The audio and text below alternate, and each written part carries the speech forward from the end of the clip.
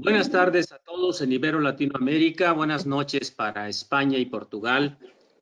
Es motivo de gran alegría esta tarde tener como huéspedes a la directora y a los integrantes del capítulo de quemaduras de la Federación Ibero Latinoamericana de Cirugía Plástica. Sin duda, también es una tarde importante, memorable, porque junto con la oportunidad de escuchar diferentes conferencias donde vamos a ponernos al día con las actualidades sobre el manejo de quemados, especialmente lo que se hace en Ibero Latinoamérica, en los centros de atención a quemados más importantes. Vamos a tener la presentación oficial del número monográfico dedicado de la revista Ibero Latinoamericano al capítulo de quemaduras, en donde ya se incluye un artículo dedicado también a los pacientes en necesidades de contingencia por COVID-19. Bienvenidos todos, muy agradecidos de su presencia, muy ansioso yo de escucharlos. Y le cedo la palabra al doctor Alejandro Duarte para que haga una breve introducción y después, doctora Dolores Pérez del CAS, es tuyo el micrófono para que coordines a todos tus ponentes. Bueno. No te escuchamos, Alex. Vamos, Axel. Axel. Bueno, es que no tenía el micrófono, ya tengo el micrófono. Pues antes que nada, Fernando, muchísimas gracias por organizar estas conferencias tan maravillosas. Yo quiero agradecer al capítulo de Quemados, liderado por la doctora Lola Pérez del CAS, porque pues he platicado con ella personalmente y es una persona que da el alma, vida y corazón por sus quemados, no tiene horarios, no tiene familia, no tiene nada. Cuando le hablan. Es una gente 100% dedicada a los quemados y todo su equipo pues es maravilloso. Ya después hablaremos de el curso de la presentación monográfica. Quiero agradecer a toda la gente que está conectada, de toda la Federación Ibero Latinoamericana. Estamos desde España, Portugal y todo Latinoamérica, lo cual me da mucho gusto que sigamos con este programa, con estos programas académicos en este tiempo de pandemia y que sigamos hermanándonos y ayudándonos a crecer en el aspecto académico y en el aspecto humano. Sin más palabras, gracias Fer, gracias Dolores, José, Alberto, Linda, José Luis, muchísimas gracias por intervenir en este grandioso panel. Adelante, el tiempo es de ustedes. Muy bien, pues muchísimas gracias al doctor Fernando Molina por esta oportunidad que nos ha dado a los que nos dedicamos al mundo de los quemados para compartir con todos los que nos están escuchando nuestra experiencia en diferentes aspectos de nuestra práctica clínica. Gracias al doctor Alejandro Duarte, que bueno, pues me ha dado la oportunidad de intentar pelear por el mundo de los quemados dentro de lo que es la cirugía plástica. Bueno, pues tenemos a varios ponentes que hemos hecho una selección de los temas de máxima actualidad en el tratamiento del paciente quemado y quiero presentaros a la doctora Linda Guerrero. Ella viene desde Colombia. El doctor José Ramón Martínez Méndez, desde España, desde el Hospital La Paz. El doctor Alberto Pérez García, también desde España, desde el Hospital La Fe de Valencia. Y el doctor José Luis Piñeros, desde el Hospital del Trabajador de Santiago de Chile. Cada uno de ellos os va a hablar de algunos temas de máxima actualidad en este momento en el tratamiento de los pacientes quemados. Y en último lugar, pues presentaremos la monografía que con tanto cariño hemos hecho. Empezamos con la doctora Linda Guerrero. La doctora Linda Guerrero trabaja en Bogotá, en Colombia, en la Fundación del Quemado, en el Banco de Tejidos del Instituto Distrital de Tejidos de Bogotá, y ella nos va a hablar de los bancos de tejidos durante la pandemia. Linda, bienvenida y te escuchamos. Muy buenas tardes a todos.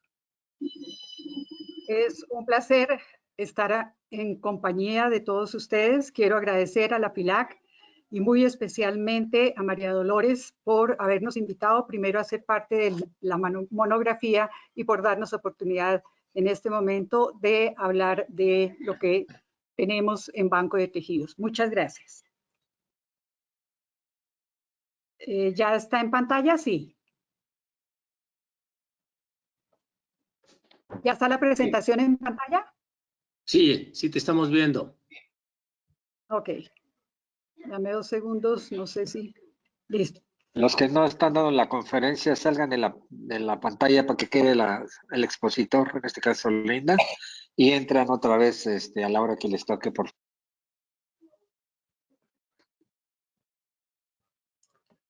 Muy bien. Bancos de tejidos, lo que me han solicitado es el impacto que Listo, ha Linda. tenido... Ok. ¿Inicio? Muy bien. Banco de tejidos, el impacto del COVID en los bancos de tejidos.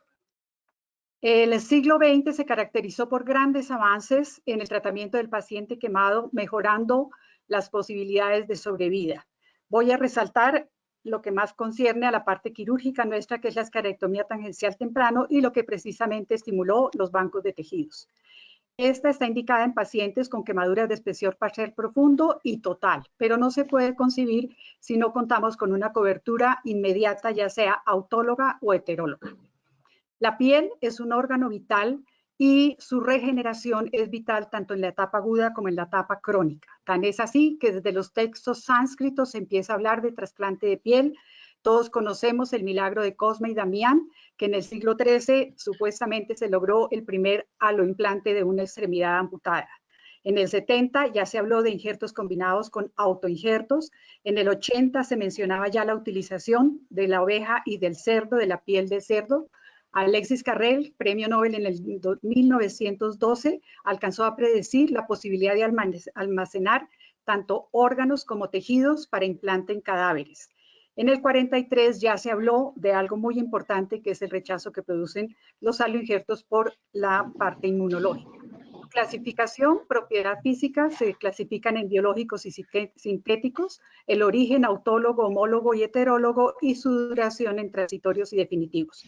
Los primeros bancos de tejidos fueron los de hueso en 1949 en Estados Unidos y el segundo en el 57 en La Habana.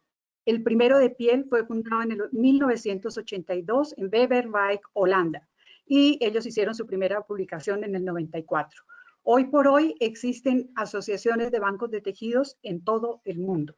Y recordemos, porque es importante, que un donante sano puede beneficiar a 52 receptores. Tal vez el organismo que ha jugado el mayor papel en impulsar los bancos de tejidos fue el Organismo Internacional de Energía Atómica. La primera reunión la realizó en Checoslovaquia en 1981, en donde con lo que son los programas coordinados de investigación estimuló la radiación ionizante para los tejidos. Luego la extendió a Asia, el Pacífico, Europa del Este y finalmente hacia la década del 90 en América Latina. Esta foto corresponde a la primera conferencia internacional en Berlín. Tan pronto cayó el muro de Berlín porque la Guerra Fría y fue lo que más impidió la comunicación entre las naciones. O sea, corresponde a estos proyectos ARCAL que se dieron en toda América Latina, en donde la OEA impulsó las capacitaciones para estandarizar todos los procesos, para estandarizar todo lo que eran las buenas prácticas y la infraestructura que se requiere para bancos de tejidos. Igualmente señalo los programas de cooperación e investigación. Esa es la finalización de un multicéntrico que se realizó y se presentó en Viena sobre los efectos diferentes de los métodos de preservación, ya sea radiación, glicerol o demás.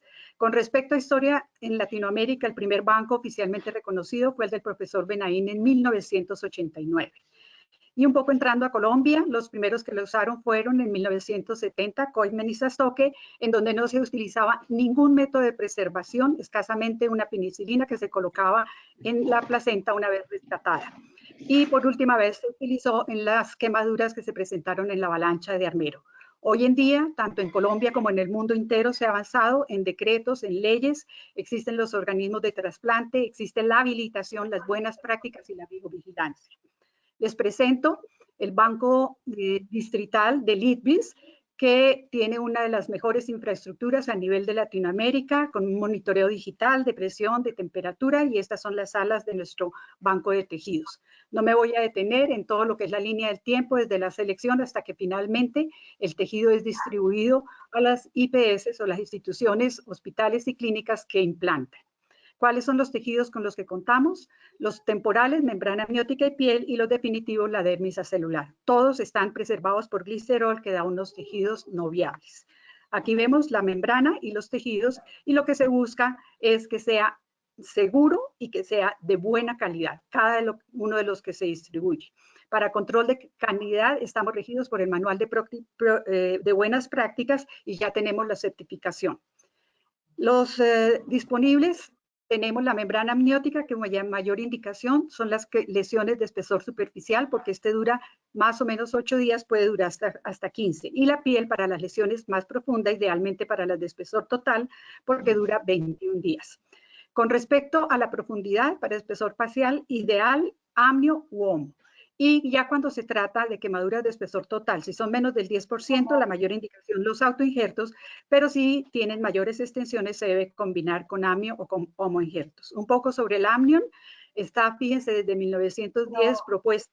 Quien más la utilizó a nivel del mundo fue durante la Segunda Guerra Mundial, Filatov, y él hablaba de la tisoterapia petoplacentaria.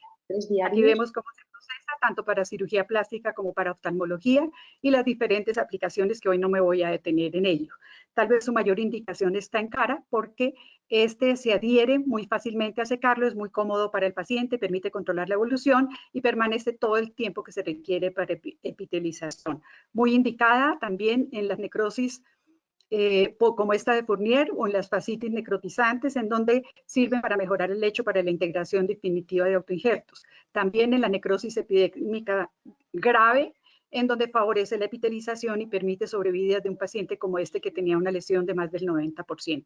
Son relativamente económicas, disminuyen el dolor y la evaporación, la infección, la contaminación, facilitan la epitelización y estimulan la revascularización por su adherencia.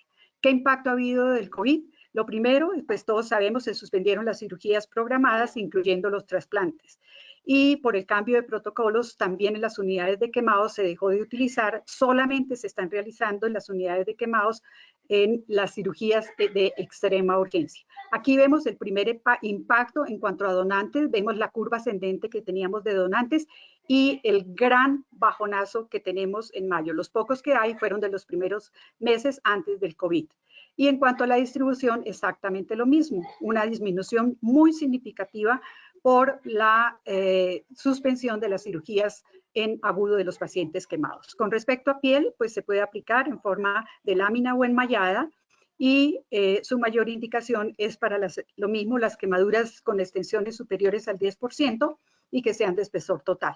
Cada cirujano decide según su sensibilidad cuál es el plan quirúrgico que va a aplicar y en qué momento va a ser la aplicación y dónde de los autoinjertos para ir reemplazando poco a poco los homoinjertos por autoinjertos según sus áreas de preferencia.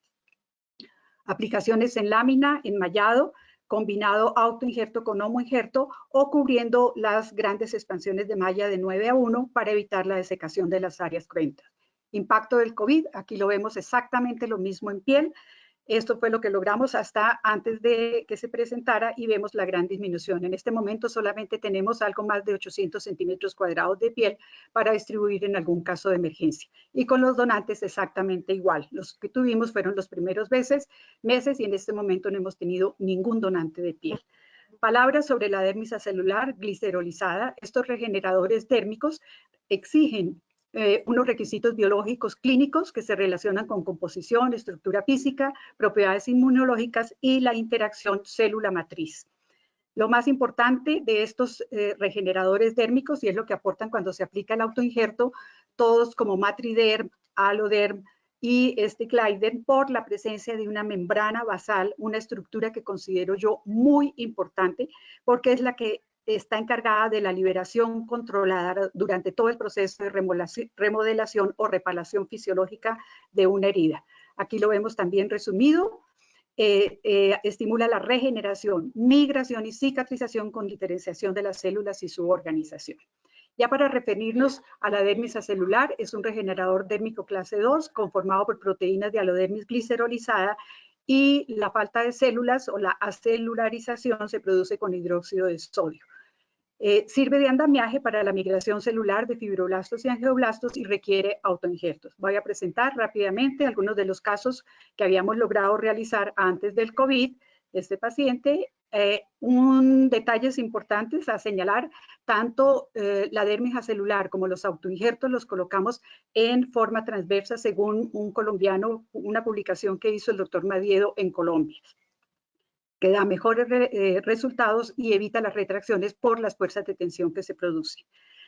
Un paciente con una úlcera crónica llevaba más de 9 años, se hace la resección y el detalle que me interesa mostrar aquí es cómo dos cosas. Uno, la colocación en forma transversa y dos, la fijación muy exagerada tanto de la dermis al borde como del autoinjerto a la dermis y al tejido celular con una malla de polipropileno continua que favorece la integración al disminuir hematomas y al disminuir los seromas. Se debe determinar, por tanto, la orientación del enmayado, teniendo en cuenta fuerzas de tensión, y los autoinjertos también los hacemos transversos con esta malla fijadora. Vemos el resultado del paciente, otro paciente que alcanzamos a hacer en las jornadas de provincia y hasta aquí llegamos con el confinamiento, no pudimos volver a controlarlo. En conclusión, se puede aplicar en 1 o 2 tiempos, en este momento lo estamos haciendo, siempre y cuando hagamos la malla que favorece su integración en un solo tiempo. Y precisamente se debe fijar. A los 5 días lo vemos integrado. Es relativamente exigente, se debe evitar los hematomas y el tejido necrosado, se exige el contacto perfecto y esto lo tenemos con esta malla de sutura y se requiere, por supuesto, como en todo proceso, del manejo de la cicatrización, con todos los elementos que nosotros conocemos. El impacto del COVID en general en los bancos de tejidos, no voy a concretar eso, pero en menos de 3 meses la OMS declaró la pandemia, este es el mapa que vemos, y cuáles son los grandes retos del COVID: contención de la rápida expansión, presión sobre la disponibilidad de camas de unidad de cuidado intensivo, contención y mitigación del contagio con el distanciamiento social y la cuarentena, que es lo que impacta a todo el mundo. Aquí vemos lo que se presentó. Esta es una curva, fíjense, de hace un mes y en este momento vemos cómo en toda Latinoamérica se ha duplicado, siendo Brasil el de mayor número, con una mortalidad del 6.8 y México con el que tiene la mayor mortalidad del 10 punto y pico. Colombia también ha duplicado los casos, Chile vimos que este fin de semana también se incrementaron sus casos, o sea, el impacto es muy grande. ¿Qué grandes cambios hemos tenido con respecto a la transmisión de la infección al receptor, los suministros, los test y el equipo operador? En la transmisión de la infección al receptor parece que no hay transmisión por tejidos, pero como no se descarta, no se tienen que hacer todas las pruebas. Por supuesto, en esta pandemia no ha habido opción de hacer autopsias que verifiquen esa presencia o no del virus.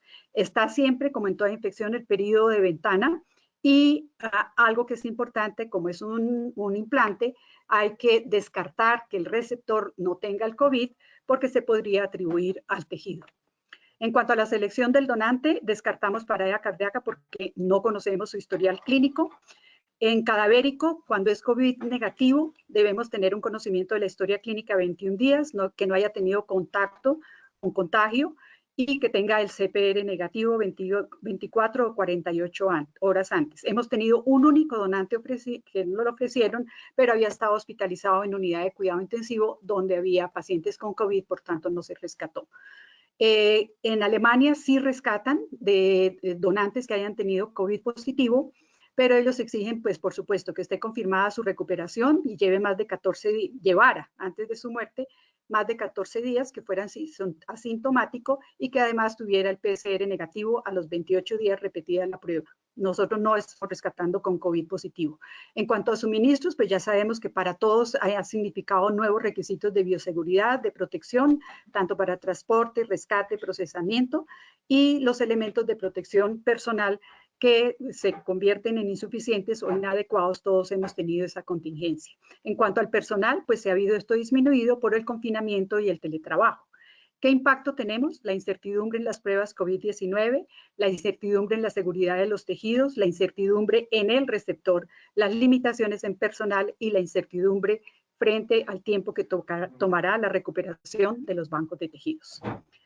Y otro impacto, aprovecho esta gran audiencia para decirles cómo a las fundaciones también nos ha afectado. La Fundación del Quemado celebraba sus 25 años con 6 eventos masivos, todos están suspendidos. Pero así como seguramente rescataremos los bancos de tejidos y todas las unidades de quemados, nos hemos reinventado y por eso los invito, como lo he hecho a nivel personal, a todos ustedes a este gran concierto para celebrar los 25 años de la Fundación del Quemado el próximo 29 de mayo. Los espero a todos. Muchas gracias.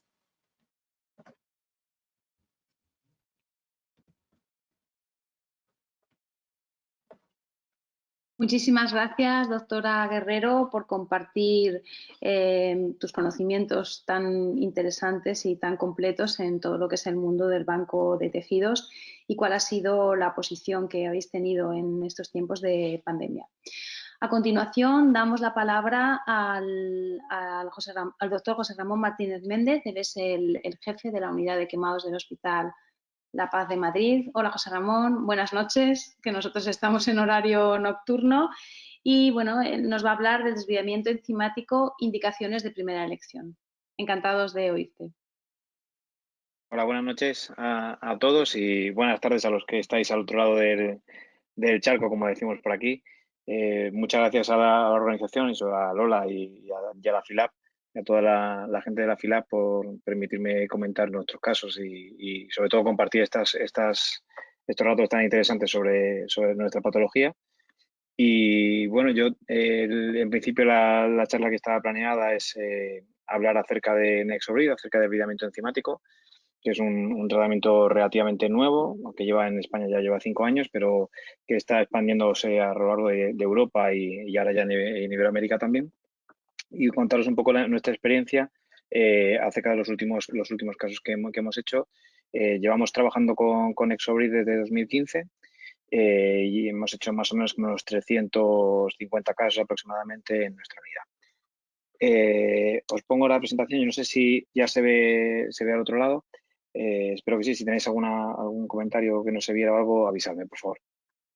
Bueno, se oye, ¿no?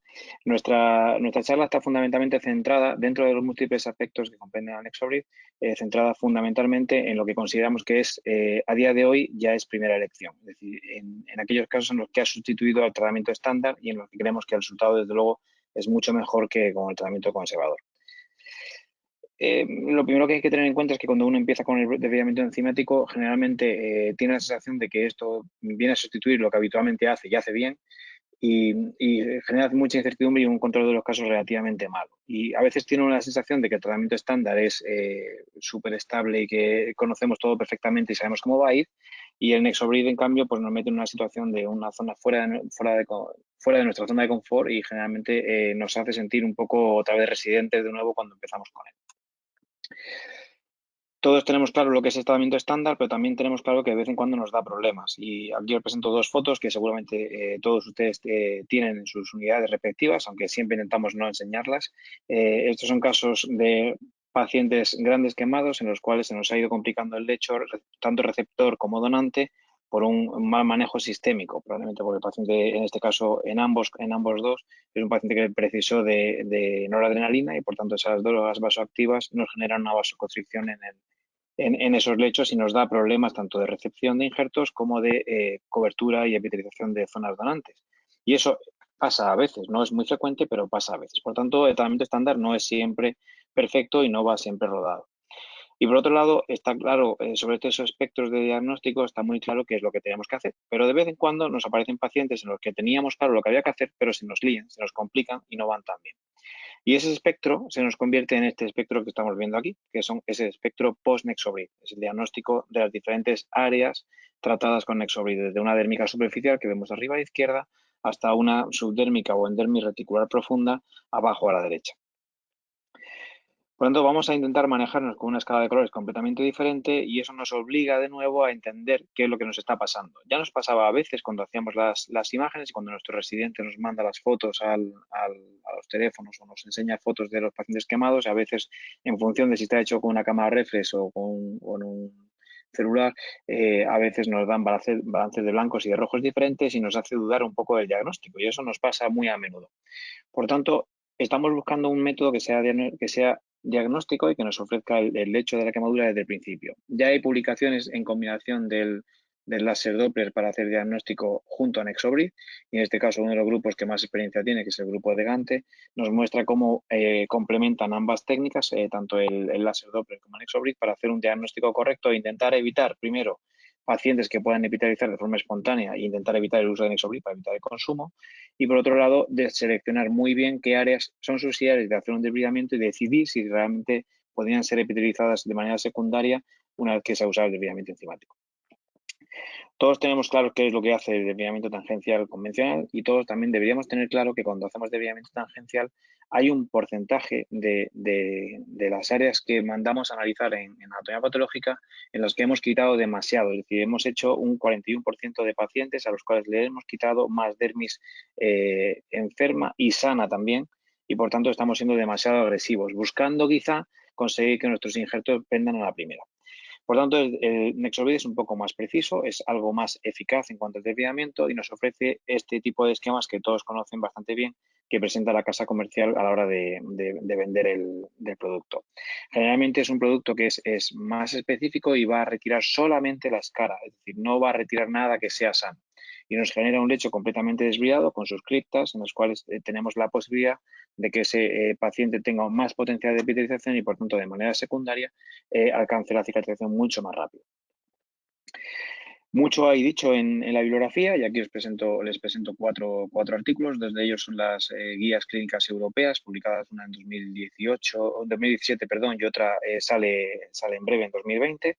Y también la guía clínica española, en la cual participamos las 7 unidades de nuestro país. Pero vamos a centrarnos un poco en qué es lo que es importante de este producto. Lo primero es en qué no debemos usarlo, o sea, en qué pacientes debería estar proscrito o deberíamos retirarlo y pasarlo a segunda línea.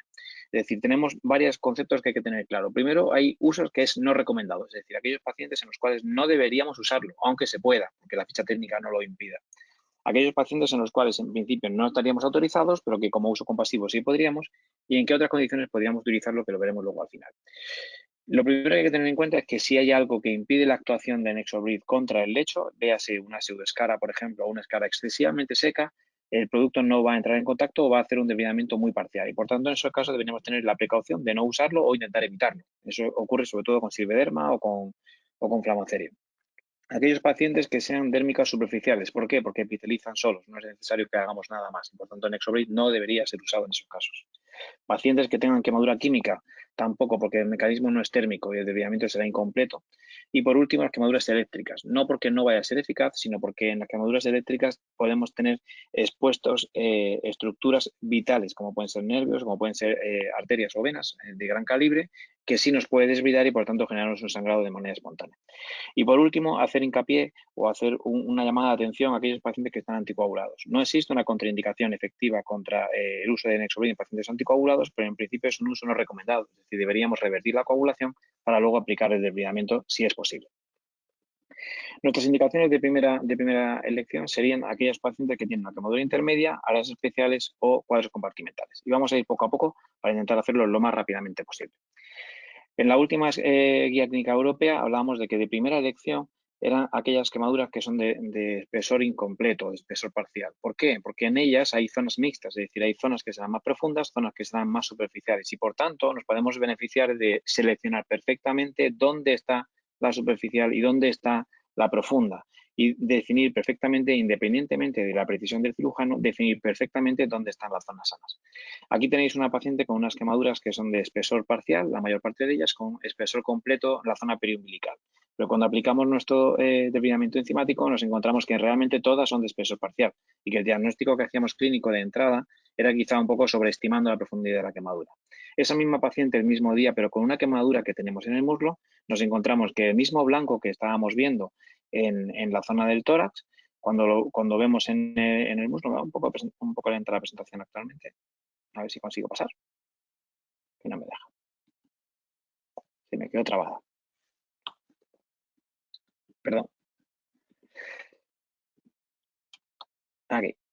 Cuando vemos el muslo, vemos que ese mismo blanco realmente corresponde a alguna situación más profunda y en el muslo la quemadura fundamentalmente es subdérmica. Por tanto, tenemos que tener muy en cuenta que el diagnóstico va a ser más certero que cuando hacemos desviamiento tangencial. Aquí veis otra paciente, la que tiene quemaduras circulares, en la cual podemos hacer un desviamiento enzimático y nos muestra perfectamente cómo la dermis profunda está respetada y por tanto nuestros injertos van a ser aplicados directamente contra un lecho dérmico. Me va excesivamente lenta la presentación ahora. No sé si hay algo en mi ordenador o algo ocurrido. Vamos a intentar pasar más rápido hacia adelante. ¿Qué ocurre con las áreas especiales? Que es el segundo punto en el cual la indicación sería de primera elección. Hay varios artículos ya que hablan acerca del tratamiento tanto en manos como en caras. Aquí os enseño les enseño una mano dérmica profunda en el dorso de mano que precisó escarotomías antes del traslado a nuestro hospital y en el cual vemos cómo el desviamiento enzimático nos expone completamente la dermis profunda, permitiendo que haga una epitrización secundaria con una buena flexibilización del lecho.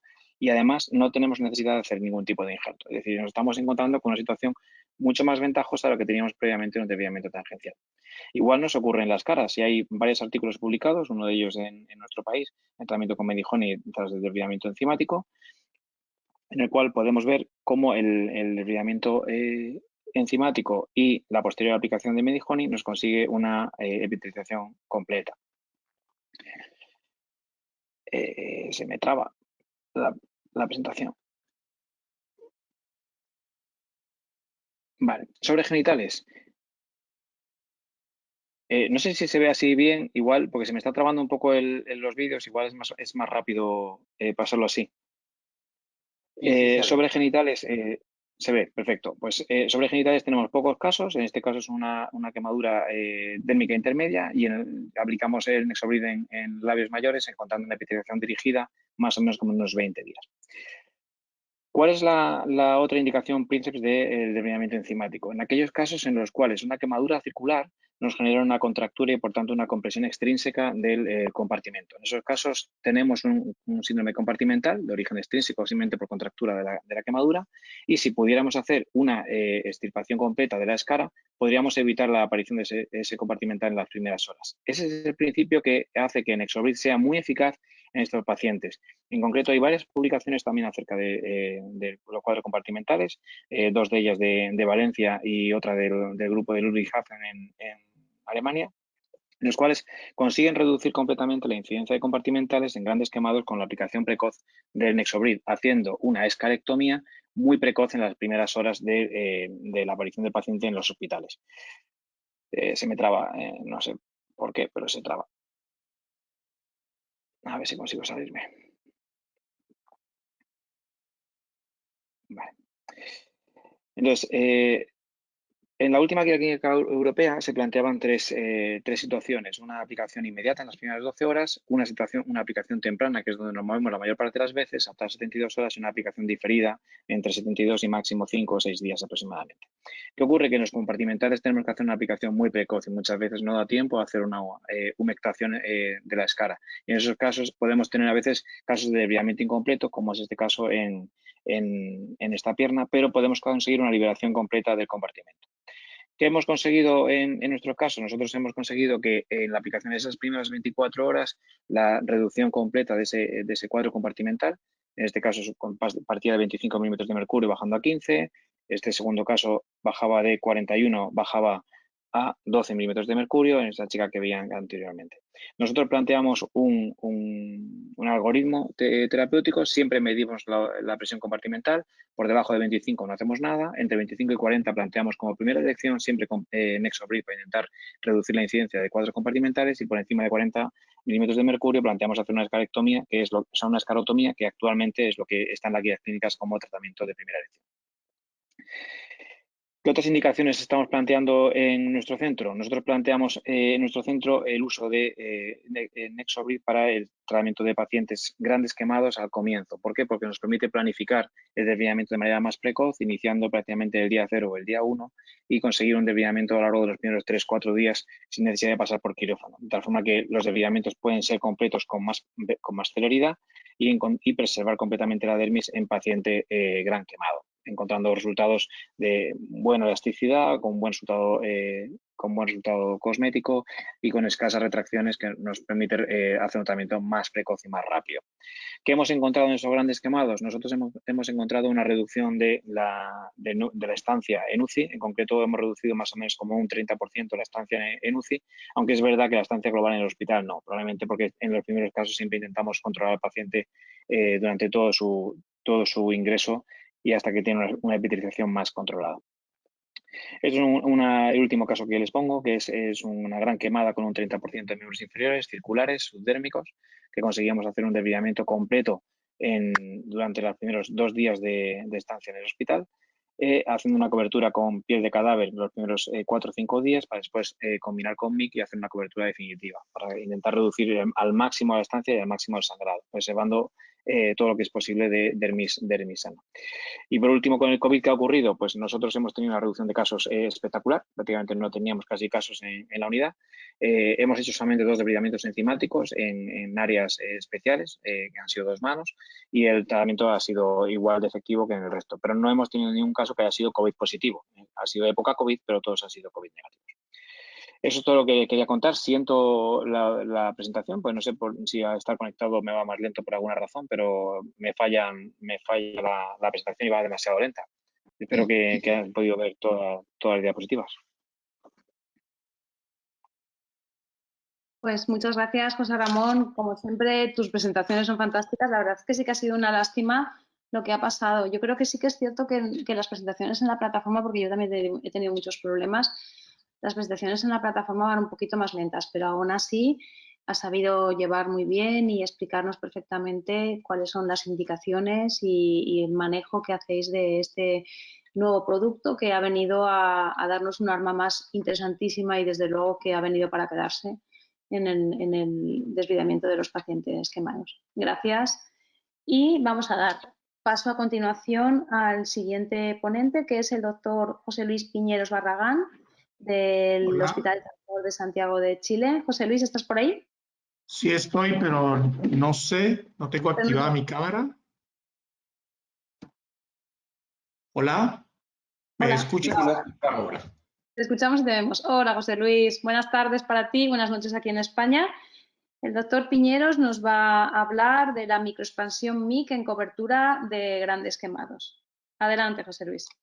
Bueno, primero de todo, muy buenas tardes a todos. Antes que nada, quiero agradecer muy especialmente al doctor Alejandro Duarte, presidente de la FILAC, y al doctor Fernando Molina, que nos ha permitido este panel. Agradecer muy especialmente a quien me antecede, la doctora Lola Pérez del CAS, porque ella pues, es presidenta del capítulo y nos ha permitido trabajar en estos 2 años en forma bastante permanente.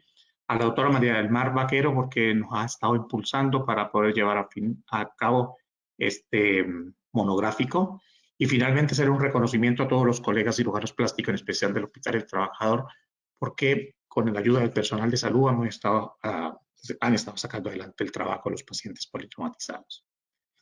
Sin más, cuando hablamos de cobertura y escarectomía y cobertura, debemos recordar a la doctora Jan Chekovich, que en los años 70 y publicada en 80 nos hablaba de que el objetivo primordial de estos pacientes era escarectomizarlos y cubrirlo en la forma más precoz posible. El tema se nos presenta cuando estamos frente a un paciente con grandes zonas quemadas porque tenemos ausencia de zonas dadoras. Siempre digo que voy a presentar un tema nuevo, pero tan nuevo no es, toda vez que el doctor Mick en el año 58 hizo la primera publicación sobre esta técnica, que lamentablemente fue abandonada por la complejidad del instrumento de la época y también opacada por el advenimiento de la expansión que hoy en día conocemos, publicada por el doctor Tanner en el año 64. No es sino hasta el año 1993 cuando el doctor Kreis toma la técnica del doctor Mick, le hace unas modificaciones y es la que en la actualidad estamos implementando. Implementamos esta técnica en nuestro protocolo de manejo en el año 2008. Este es el dermatomo original del doctor Mick, ¿cierto? Y este es el dermatomo que en la actualidad se está utilizando. Como ustedes pueden ver en la parte inferior derecha, es un sistema de 13 cuchillas y tiene un tornillo sin fin por donde avanza el portacarrier con el carrier y el dermato y el injerto, como lo vamos a ver ahora. Rápidamente, para describir los pasos a seguir, se toma un injerto muy delgado, ¿cierto? De aproximadamente 42 milímetros de ancho, y se coloca con la cara dermal hacia arriba. Una consideración especial es que no hay que utilizar vaselina, solamente suero fisiológico. Se colocan los corchos, que es uno de los insumos que tiene 42 por 42 milímetros, y se recorta el excedente de piel. Esto llevado a la mano derecha está el corcho con el injerto muy delgado que se llevan a los carriers y estos a los portacarriers, ¿cierto? Se lleva sobre el microexpansor. De pronto una imagen habla más que 1000 palabras. Estamos ahí viendo que es un instrumento de alta precisión. No se puede forzar. Yo lo hago en forma esprofesa para explicar el paso del portacarrier con el corcho y con el injerto, y este hace los cortes adecuados que me permite a mí obtener las cuadrículas de 3 por 3 milímetros cada una. Se hace un giro en 90 grados. Vamos a avanzar. Posteriormente a eso, tener los corchos con los cortes, se le coloca un spray de uso médico. Esperamos 5 a 10 minutos para el secado, y después de esto se desprende los corchos y queda esto sobre una doble lámina, que es la tela de tul de novia, que yo le llamo, con una placa de aluminio. Posteriormente se hace la expansión y es llevado sobre el paciente. Entonces, perdona, vamos a ver si de pronto tengo aquí la ayuda del video. Bueno, este es un primer caso que nosotros tuvimos la oportunidad de atender en los años iniciales. Paciente de 49 años de origen japonés que tenía una quemadura de un 69%. Y nos ingresó a nosotros con un segundo grado superficial y profundo. Había evolucionado 36 horas desde el momento de los accidentes. Este es el primer aseo quirúrgico, en donde le hacemos una revisión, una evaluación y una cobertura transitoria con BioBrain.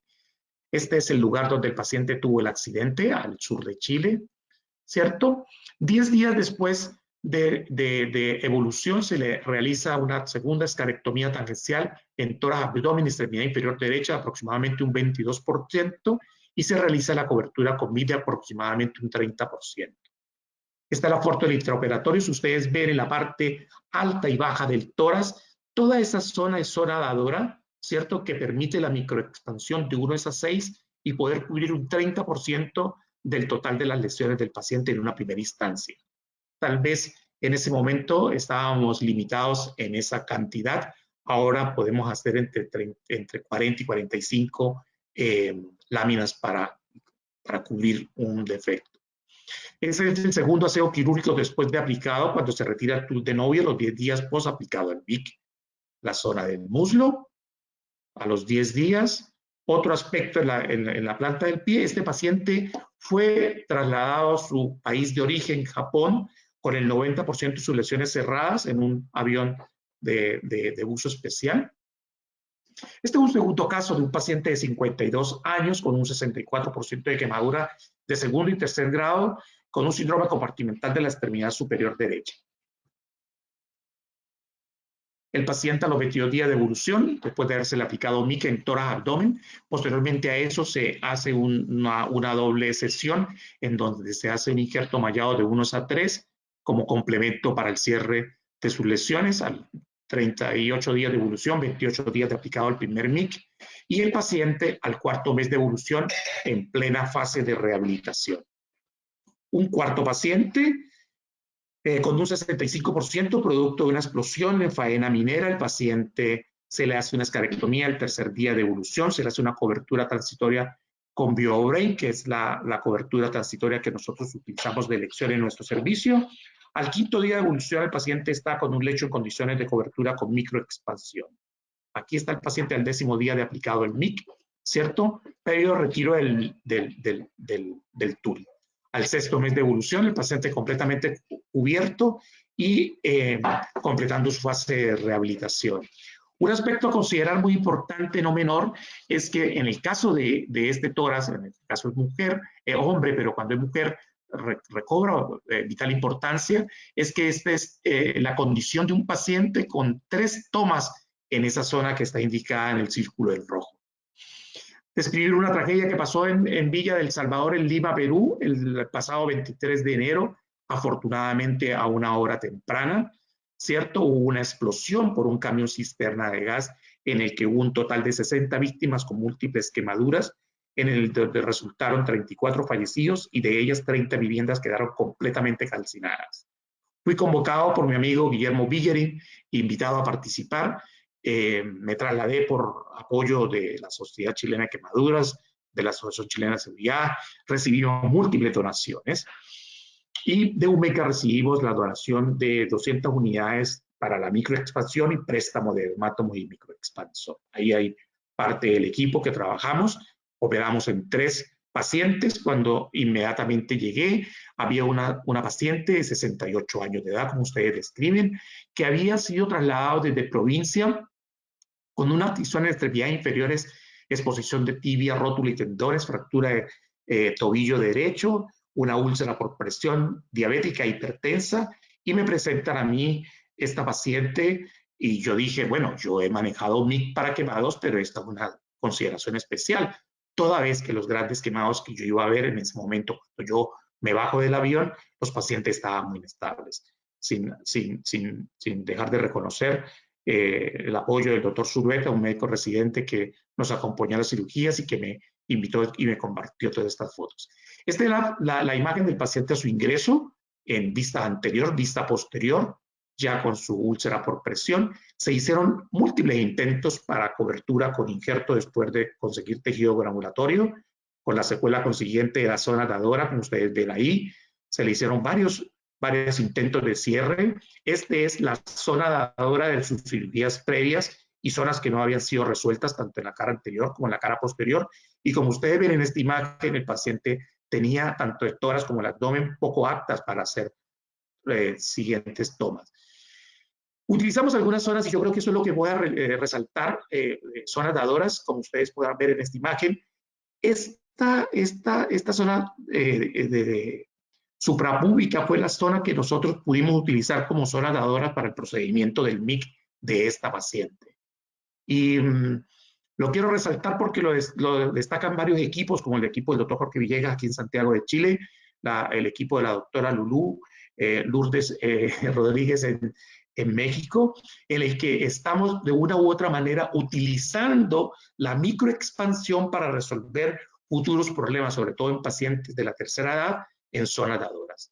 Entonces, el detalle de este caso es muy impresionante e importante. Ustedes se van a dar cuenta de la diferenciación que hay entre la zona dadora del abdomen de las cirugías previas con la zona dadora, en este caso, en este close-up, en donde se ve el detalle de la resolución de la zona dadora de esta última cirugía y la paciente fue resuelta y dada de alta. Un segundo caso de un paciente que, si bien es cierto, no participó en el accidente o no es producto del accidente, igual era un gran quemado de un 35%, con todos los datos que ahí aparecen. Este es el momento del ingreso del paciente, ¿cierto? 5 días después en su primer aseo quirúrgico, y nosotros lo tomamos el día 13, el día 29 de enero, parte de mi visita, donde hicimos toma y ¿cómo se llama? Cobertura con MIC. Se perdieron algunos microinjertos de la parte alta del tórax, ¿cierto? Pero algunas otras zonas se conservaron, se anduvieron de buena forma, como ustedes pueden ver. Se mantiene, por ejemplo, en este caso, el injerto fenestrado, laminado en el dorso de la mano y el dorso de los dedos, y el paciente se resolvió de buena forma y fue dado de alta. Este paciente, con un 60% quemado por fuego, sí fue víctima de este accidente en el que se le hizo un primer aseo quirúrgico. Yo participé en el 8º día de evolución. Nos concentramos en la parte de lo que era el dorso, el tórax, en la parte posterior del tórax y abdomen. Le hicimos una escarectomía con Versajet a buen plano vital y fue cubierto completamente con microexpansión MIC de muy buena forma, con muy buena resolución. Como ustedes se podrán dar cuenta, a los pocos días de evolución, llama la atención, y quiero considerar que a través del tool de novio se ve aquí cómo avanzó y cómo reepidermizó. Y me permito hacer la observación porque, si bien es cierto, al poco tiempo, por el apoyo, por la maceración, imagino, por sobreinfección, se pierden algunos microinjertos, pero como lo destaca el equipo de DF, de la doctora en México, de la doctora Lourdes Rodríguez, donde ellos están haciendo biopsias y tinciones de diferentes tinciones y biopsias y con macroscopía electrónica. Esto han demostrado cómo esta técnica permite que los queratinocitos vayan haciendo la siembra adecuada y permita el cierre, como se ve en este paciente. Reconocer nuevamente al doctor Zulueta, hacer un reconocimiento a todo el equipo quirúrgico profesional del área de la salud en la unidad de quemados del Hospital Arzobispo Loaiza, que permite el alta de este paciente. Destacar algunos de los artículos publicados, por ejemplo, este que es un trabajo en conjunto entre Taiwán y el equipo del Dr. Herdon en Glastonbury, en donde ellos destacan que a las 3 semanas, cuando utilizamos expansión de 1:6, consiguen la reepidermización.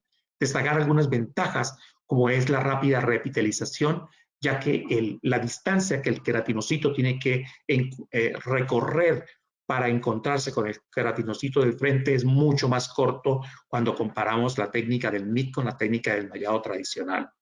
Por otra parte, está demostrado, está publicado y está concebido de que el MIC permite una mayor expansión, como lo podemos ver en algunos de nuestros pacientes. Algunas otras características a destacar, que la expansión necesaria es al menos, cuando es al menos del 1:6, la técnica MIC es superior a la técnica del mallado. Permite una mejor defensa, una mejor enfrentamiento a cuando se presentan procesos infecciosos. Por otra parte, un tema no menor, que la técnica me permite utilizar los pequeños remanentes o retazos que yo habitualmente desecho en la técnica tradicional de Tanner. En este caso, nosotros podemos hacer un trabajo, como decimos aquí, trabajo de chinos, en donde esos pequeños remanentes los puedo microexpandir y darle buen uso. Finalmente, una de nuestras publicaciones en la revista chilena de cirugía, que lo hicimos en el 2002 con nuestra casuística inicial, en donde, al igual que en otros equipos, logramos la cobertura al mes del 100% de nuestros pacientes. También fue motivo de publicación en el reciente monográfico. Y para finalizar, y en resumen, decir que la microexpansión B es una técnica más dentro del armamentario quirúrgico, que está reservado para pacientes grandes quemados, pero hay que tener atención porque diferentes equipos lo están utilizando en quemados de moderada extensión o que tienen escasa zona dadora. Y en el caso de los pacientes ancianos o de la tercera edad, se está empezando a utilizar para cubrir el defecto e inclusive la zona dadora para evitarme ese traspiés más adelante. Requiere sí o sí de la estandarización de la técnica para bajarle la complejidad que normalmente solemos colocarle. Destacar como ventajas el hecho de que se defiende muy bien de la infección, porque estos 196 microinjertos se comportan como unidades individuales, ¿cierto? Se destaca la maniobrabilidad de esta lámina, el prendimiento en su tasa y el tiempo de cobertura es mucho menor que la técnica tradicional. Y como desventaja se destaca los costos, el tiempo quirúrgico, que en una primera fase, cuando se hace la curva de aprendizaje, puede ser que pueda demorar un poco más, pero cuando ya se ha logrado el fiato y se han logrado solventar ciertas cosas, ciertas dificultades en la curva de aprendizaje, se minimiza. Las complicaciones se presentan como cualquier técnica quirúrgica de cobertura cutánea, está dado para las soluciones y los desafíos que se vayan presentando, y como todo en esto de la aplicación de la biotecnología, hacer un análisis de costo-efectividad. Muchísimas gracias. Quedo atento a sus preguntas.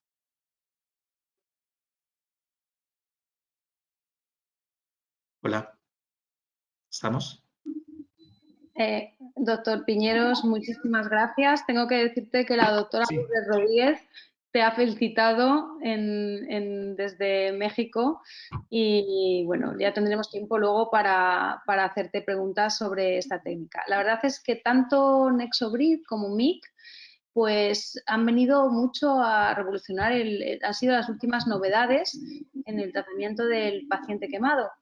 Y ahora vamos a hablar de la microcirugía, que bueno, yo siempre, los nuevos residentes quemados no es lo que más suele gustar en nuestra especialidad y parece que la micro, ¿no? Cuando se hacen mayores es lo que más pide, ¿verdad, Alberto?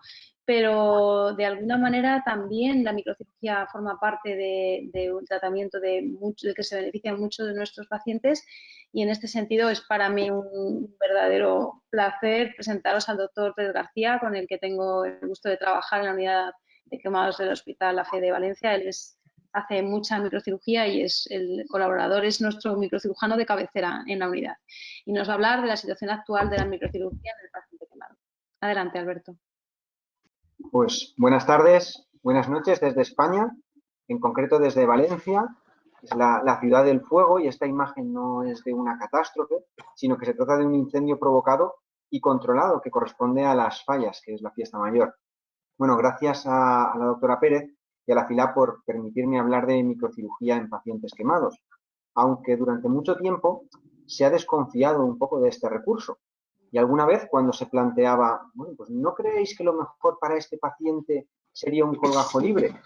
Pues se podía ver alguna mirada de recelo como esta diciendo, ¿un colgajo libre en un quemado? Pero bueno, hay varias razones que pueden justificar esta desconfianza. Una de ellas pues es la famosa escalera reconstructiva, que los estudiantes todavía nos cuentan que en la facultad se les sigue enseñando y que en ocasiones se ha aplicado sin tener en cuenta el resultado funcional ni estético y considerando que si es posible cerrar una herida de forma espontánea o con un injerto, pues te puedes echar a dormir y no subir más escalones. Y sí, ciertamente, pues la mayoría de las heridas se pueden cerrar sin pasar del segundo peldaño de la escalera. Como este paciente, que se quemó siendo niño en Marruecos y se curó sin necesidad de cirugías complejas, si a esto le podemos llamar curarse, claro. Pero bueno, también se dan situaciones como esta, es una quemadura de tercer grado en el dorso de la mano, que si algún cirujano de mano, en lugar de ver un colgajo, aquí ve las perforaciones óseas, granulación, susceptivos dérmicos, pues se echaría las manos a la cabeza. Pero es que este paciente tenía quemado el 90% de su superficie corporal y síndrome de inhalación. Y claro, en estas circunstancias pues no se puede plantear una reconstrucción microquirúrgica. Y realmente creo que conseguir preservar esta mano fue una heroicidad por parte de mis compañeros de quemados. Y es que, pues para indicar un colgajo libre en un paciente quemado hay que tener muchas cosas en cuenta y no solo la herida. Bueno, el objetivo de la presentación es tratar de encontrar respuesta a diferentes dudas que se pueden presentar cuando un paciente quemado precisa de la realización de un colgajo libre. En alguna diapositiva veréis una señal como esta que he empleado para recalcar que se trata de información especialmente relevante. Bueno, ¿es esta una situación frecuente en las unidades de quemados? Pues ciertamente no. Los trabajos que hay de los años 90 dicen que se reconstruyen con colgajos libres menos del 2% de los pacientes con quemaduras quirúrgicas. Y esto coincide con nuestra serie publicada en 2015, que aunque en los últimos años parece que el porcentaje está aumentando ligeramente, pues el protagonista en la cirugía de los quemados pues continúa siendo el autoinjerto de piel.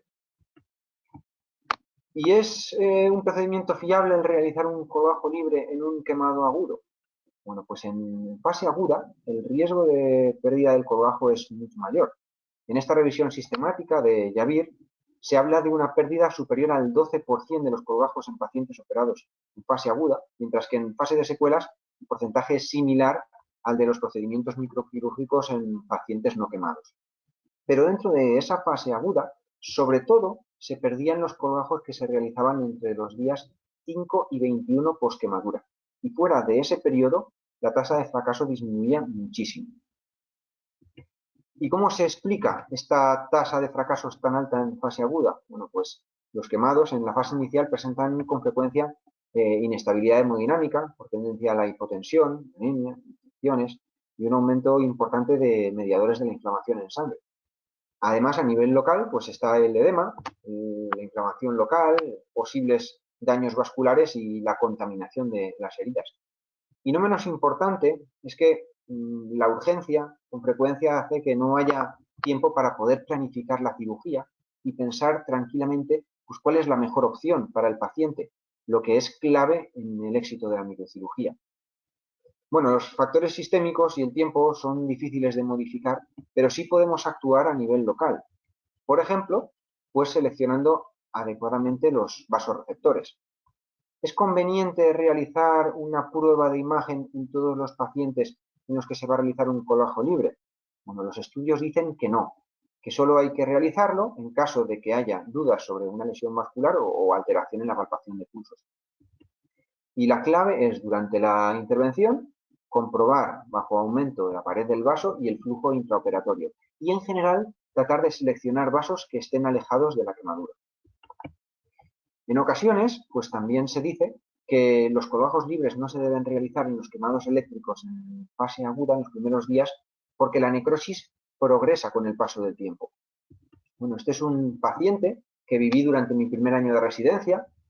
El caballero decía que había sido un accidente de trabajo y, bueno, luego nos enteramos en que su trabajo consistía en recolectar cobre ajeno sin permiso. Bueno, llegó así al hospital, se hicieron fasciotomías en urgencias.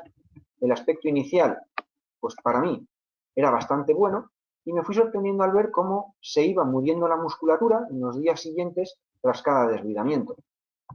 Bueno, pues hay diferentes trabajos que han estudiado la fisiopatología de las lesiones por alto voltaje y que me permitieron saber que no es que progresase la lesión tras cada desvidamiento, sino que yo en ese momento todavía no sabía valorar el daño muscular. Estos autores sugieren que no es necesario esperar a que la necrosis sea tan evidente, sino que recomiendan realizar un desbridamiento amplio, cubrir con un colgajo y, bueno, de forma diferida realizar la transferencia muscular o tendinosa para la recuperación funcional. En conclusión, la microcirugía en fase aguda tiene más complicaciones que en la fase de secuelas, pero es un procedimiento relativamente seguro si el paciente está estable, si se realiza un desbridamiento adecuado y se seleccionan vasoreceptores sanos. No obstante, pues en la medida de lo posible, evitar realizar la microcirugía entre los días 5 y 21 posquemadura, que son los de mayor riesgo. Bueno, este año, por la pandemia, no hemos podido disfrutar de las fallas, pero esperemos que el año que viene se puedan celebrar, y a pesar de que son los peores días del año para estar de guardia de cirugía plástica. Bueno, gran parte del éxito de cualquier procedimiento microquirúrgico depende del manejo perioperatorio del paciente. Los quemados presentan una alteración de la homeostasis que obviamente va a requerir tomar unas medidas especiales. Por ejemplo, sabemos que los quemados tienen mayor dificultad para mantener la temperatura corporal. Y por un lado, hay estudios que indican que una ligera hipotermia puede reducir la trombosis de las anastomosis. Sin embargo, también se sabe que la hipotermia se asocia con más complicaciones posoperatorias globales que son más perjudiciales que los beneficios que puede tener. Así que, en general, la recomendación actual es mantener la temperatura por encima de 36 grados en el posoperatorio y de 37 durante la cirugía. Otro factor que es casi constante en los grandes quemados es la anemia, que es de origen multifactorial y que puede plantearnos dudas sobre cuándo transfundir. Bueno, por un lado, se sabe que la anemia preoperatoria inferior a 10 se asocia con mayor tasa de fallo del colgajo. No obstante, las normas generales de transfusión dicen que no hay que transfundir si la hemoglobina está por encima de 7 y no hay clínica asociada. Y también que la transfusión en pacientes con colgajos libres se asocia con más complicaciones y pérdida de colgajos. Es decir, que aunque lo ideal sería mantener la hemoglobina por encima de 10, no está justificado transfundir al paciente hasta alcanzar estos valores por los riesgos asociados que tiene la transfusión. Así que muy importante optimizar la hemoglobina preoperatoria, administrando suplementos nutricionales, hierro, ácido fólico, pero si hay estabilidad hemodinámica, en general nosotros no transfundimos con valores de hemoglobina por encima de 7 u 8. Aunque en algunos casos, como en cardiópatas, ancianos, sí que transfundimos antes, aunque con volúmenes menores. Y dentro de esta inestabilidad de los quemados en fase aguda, pues no es raro que precisen drogas vasoactivas. y cuando yo era residente de primer año estaba prohibido juntar noradrenalina y colgajo en la misma frase. Y sin embargo, los estudios ya han demostrado que no hay aumento de revisiones o necrosis de colgajos por emplear drogas vasoactivas en pacientes con hipotensión. Es más, que en caso de hipotensión hay que administrar noradrenalina o dobutamina porque incluso mejoran el flujo del colgajo. Y la última idea que quería comentar, relativamente reciente, es el empleo de fármacos antifibrinolyíticos que en pacientes politraumatizados disminuyen la mortalidad. Nuestros compañeros de La Paz, del Hospital La Paz de Madrid, publicaron un estudio en el que demostraron que en pacientes quemados se asociaba con una disminución de los requerimientos transfusionales, pero sin embargo a nivel de microcirugía solo hay un trabajo en pacientes con colgajos libres en el que parece que no aumentan las complicaciones, pero bueno, sería necesario realizar estudios prospectivos para confirmar que el empleo de antifibrinolyíticos en pacientes quemados sometidos a microcirugía es seguro. Bueno, y si alguno se anima a visitar Valencia y Las Fallas, os recomiendo que no os perdáis el fuego que personalmente a mí más me gusta, que es este, que es el que se emplea para cocinar la paella. Bueno, no es posible comentar todas las indicaciones de la microcirugía en los quemados, así que voy a comentar una situación concreta e importante. Y es que en muchas circunstancias la microcirugía simplemente es una alternativa más a los injertos de piel, sustitutivos térmicos, injertos de grasa. Pero hay una situación en la que la cobertura con colgajos libres es imprescindible, y es cuando hay procedimientos asociados de cirugía tendinosa o articular.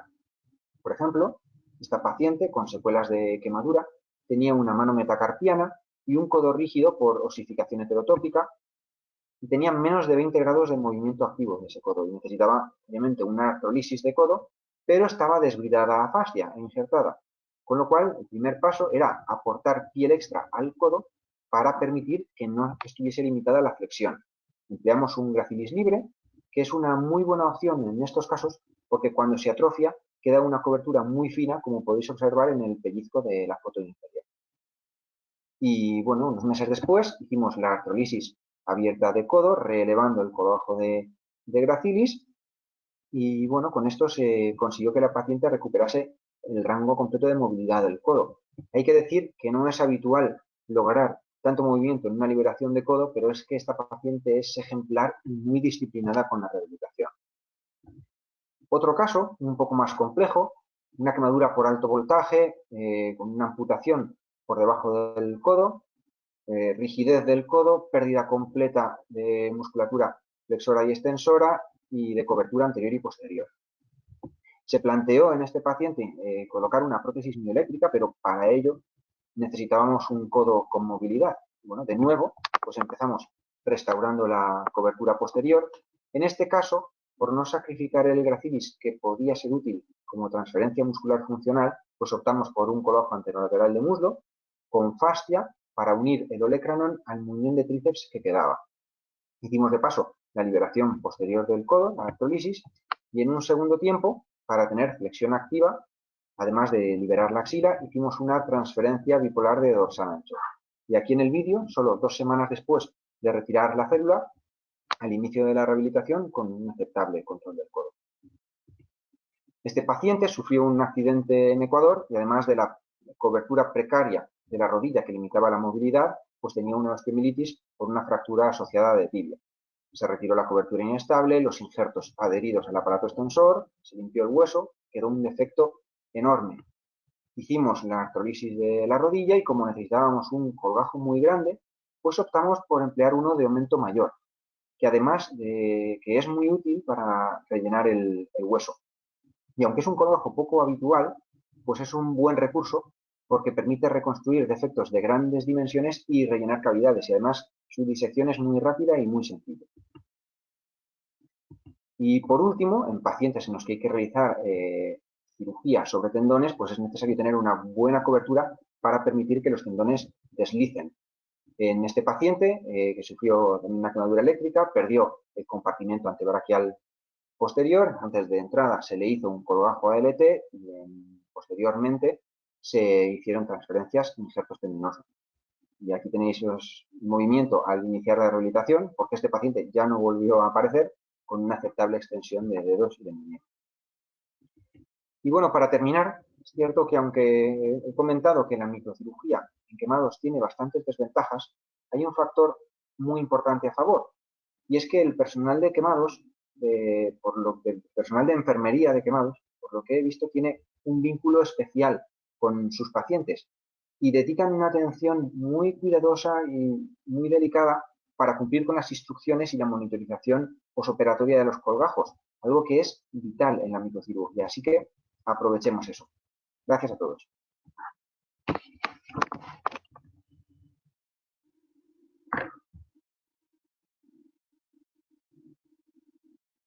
Muchísimas gracias, Alberto. La verdad es que es interesantísima tu presentación, a mí me encanta. Y bueno, esperamos que luego tengan muchas preguntas nuestros oyentes. Doctor Molina. Vamos a pedirle, por favor, al doctor Duarte que se conecte. Axel, la doctora María del Mar Vaquero igualmente. Y vamos a hacer una pausa durante esta conferencia dedicada al capítulo de quemados, diciendo que en este momento la Federación Ibero-Latinoamericana se pone sus ropas de gala y se viste para presentar el número especial monográfico 2020 en la actualización del paciente quemado. Es motivo de gran orgullo para nuestro grupo de trabajo, nuestra mesa directiva, el esfuerzo editorial y el gran contenido científico de este grupo de artículos que representan la actualización del tratamiento de quemados, las últimas tendencias, la vanguardia en los hospitales de Ibero-Latinoamérica. Yo personalmente quiero felicitar a la doctora María Dolores Pérez del Cas por su esfuerzo, igualmente a su grupo de autores colaboradores, y quiero darle la palabra al presidente de la Federación Ibero-Latinoamericana, el doctor Alejandro Duarte, para que haga unas palabras por este motivo. Gracias. Estoy de veras muy conmovido, Lolita, y gracias a María del Mar, que con su infinita mente brillante lograron junto con José Luis Piñeiro y todo tu equipo, Lolita, hacer esta maravillosa revista, ¿verdad? Extemporánea, en una época muy difícil de hacer, con pacientes terriblemente complicados, y han hecho esta monografía de una manera realmente maravillosa. Yo creo que todo el mundo debería de leerla, porque pues es una innovación con esta pandemia que nos ha tocado, con pacientes tan terribles y en España viviendo una época tan difícil que vivieron, y ustedes no pararon en trabajar con sus pacientes quemados, en pacientes contaminados, infectados, y además la ayuda de la doctora María del Mar para hacer una monografía, ¿no? Es excelente, es una cosa maravillosa. Los felicito de veras de corazón. Son súper estrellas. Es una cosa maravillosa que hayan hecho esta revista. De veras que en esta época hacer esto es una cosa extraordinaria. Muchísimas felicidades, no quiero agregar más. Quiero que la doctora María del Mar, que obviamente el impulso de ella para estas cosas es único, nos dirige unas palabras, y a Fernando pues también por todo esto. Gracias, Lolita. Adelante, María del Mar. Bueno, buenas noches a todos. Y ¿qué voy a decir yo? Yo creo que el mérito realmente es de haber sabido aunar a un grupo de profesionales tan expertos en el tema, porque la verdad es que siempre el tema de los quemados parece que se nos hace un poco áridos. Entonces creo que en esta ocasión nos han demostrado que lo que ellos hacen es también una parte muy pujante de nuestra especialidad, que han tenido grandes avances en los últimos años y que merece la pena que también todos conozcamos el tema. Yo lo que quiero decir es sobre todo agradecer a la doctora Pérez del Cas, porque la posibilidad de hacer una monografía siempre está abierta a todos los capítulos. Yo siempre lo digo, ojalá que pudiéramos hacer una todos los años, pero son pocos los capítulos que muchas veces recogen el testigo y se atreven a formar un grupo y a trabajar y a poner a trabajar incluso a veces a gente que no tiene el hábito de la escritura científica y por lo tanto requiere mucho mérito. Ella fue capaz de elegir un grupo muy unificado con una gran variedad de experiencias que nos llevaron pues desde la historia de lo que es el tratamiento del quemado y cómo han evolucionado, hasta las técnicas más novedosas, como nos han hablado de los desgridamientos enzimáticos, de los cuales los primeros artículos posiblemente a nivel internacional fueron publicados en nuestra revista por el grupo español que fue pionero, el doctor José Ramón Martínez, que lástima que se le haya atascado un poquito, pero la verdad es que se le ha entendido muy bien. Las técnicas MIC, la bioimpresión de piel, el uso de la grasa, las quemaduras radioinducidas que nos enseñan con las telefonías móviles y sus peligros, cómo nos han repasado todas las distintas coberturas que se pueden usar en quemados, cómo nos han hablado en la monografía del tratamiento de las secuelas, de los algoritmos para predecir la evolución de los pacientes. Ha conseguido atraer a los jóvenes microcirujanos, que parece que lo que queremos cuando acabamos la especialidad y las técnicas quirúrgicas maravillosas de la microcirugía, pues se los ha llevado también al campo de los quemados y como nos ha presentado también el doctor Alberto, pues se puede trabajar en microcirugía dentro de una unidad de quemados. Incluso nos ha hecho una revisión sistemática, que es lo que más nos gusta a los directores de revistas, incluir una revisión sistemática sobre algo en una monografía. ¿Qué más vamos a pedir? Y luego el artículo de COVID, que creo que es pionero, porque si hay poco publicado realmente con casuística de cirugía plástica en estos tiempos que hemos tenido que vivir, creo que en quemados no hay mucho, sobre todo desde una área tan afectada como ha sido España, con 4 unidades de quemados trabajando ahí y una unidad en Chile, que es la que más pacientes con COVID positivos ha tenido que tratar. O sea que creo que ese artículo es realmente pionero a nivel internacional.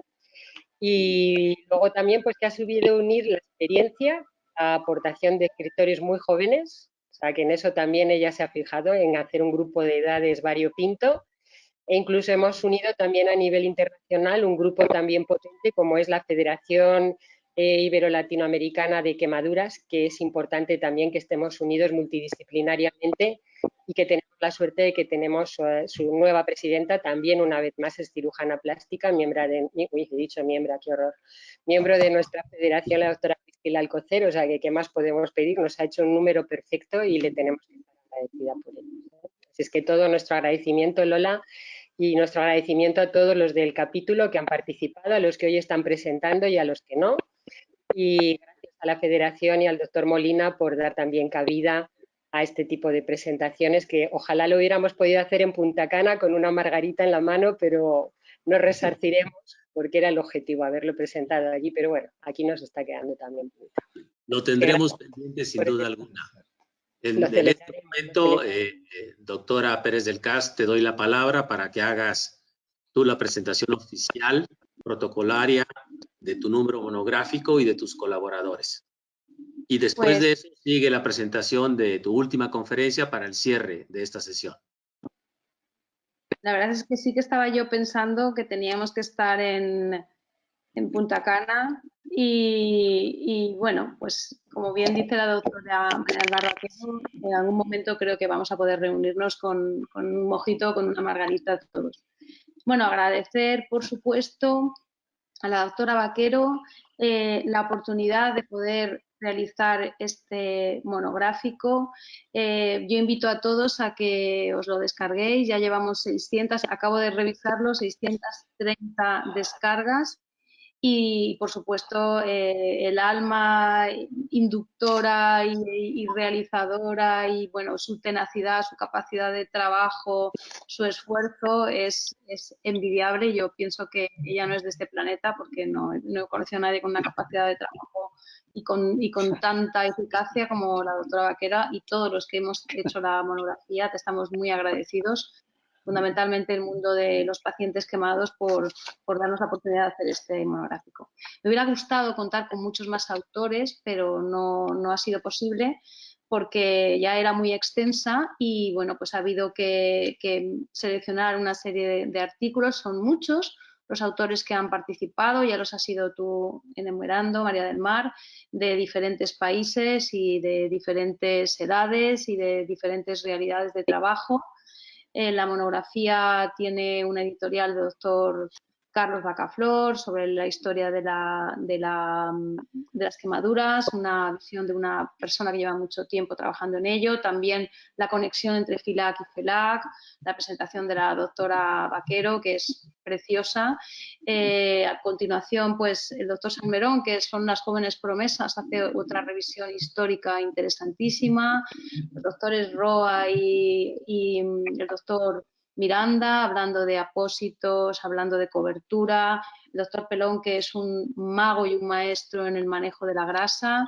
Aquí tenemos a los ponentes que han hablado hoy y que de alguna manera nos han expresado un poco el contenido de los artículos que han desarrollado.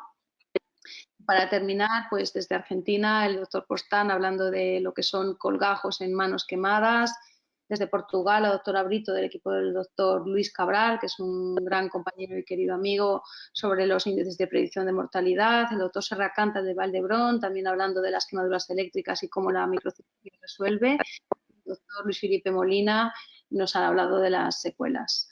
Nuestro querido compañero Monclús, que es un maestro de las matrices dérmicas, el doctor Gianni es un maestro de la impresión 3D, y la nueva presidenta de la FELAC, que nos habló de quemaduras radioinducidas.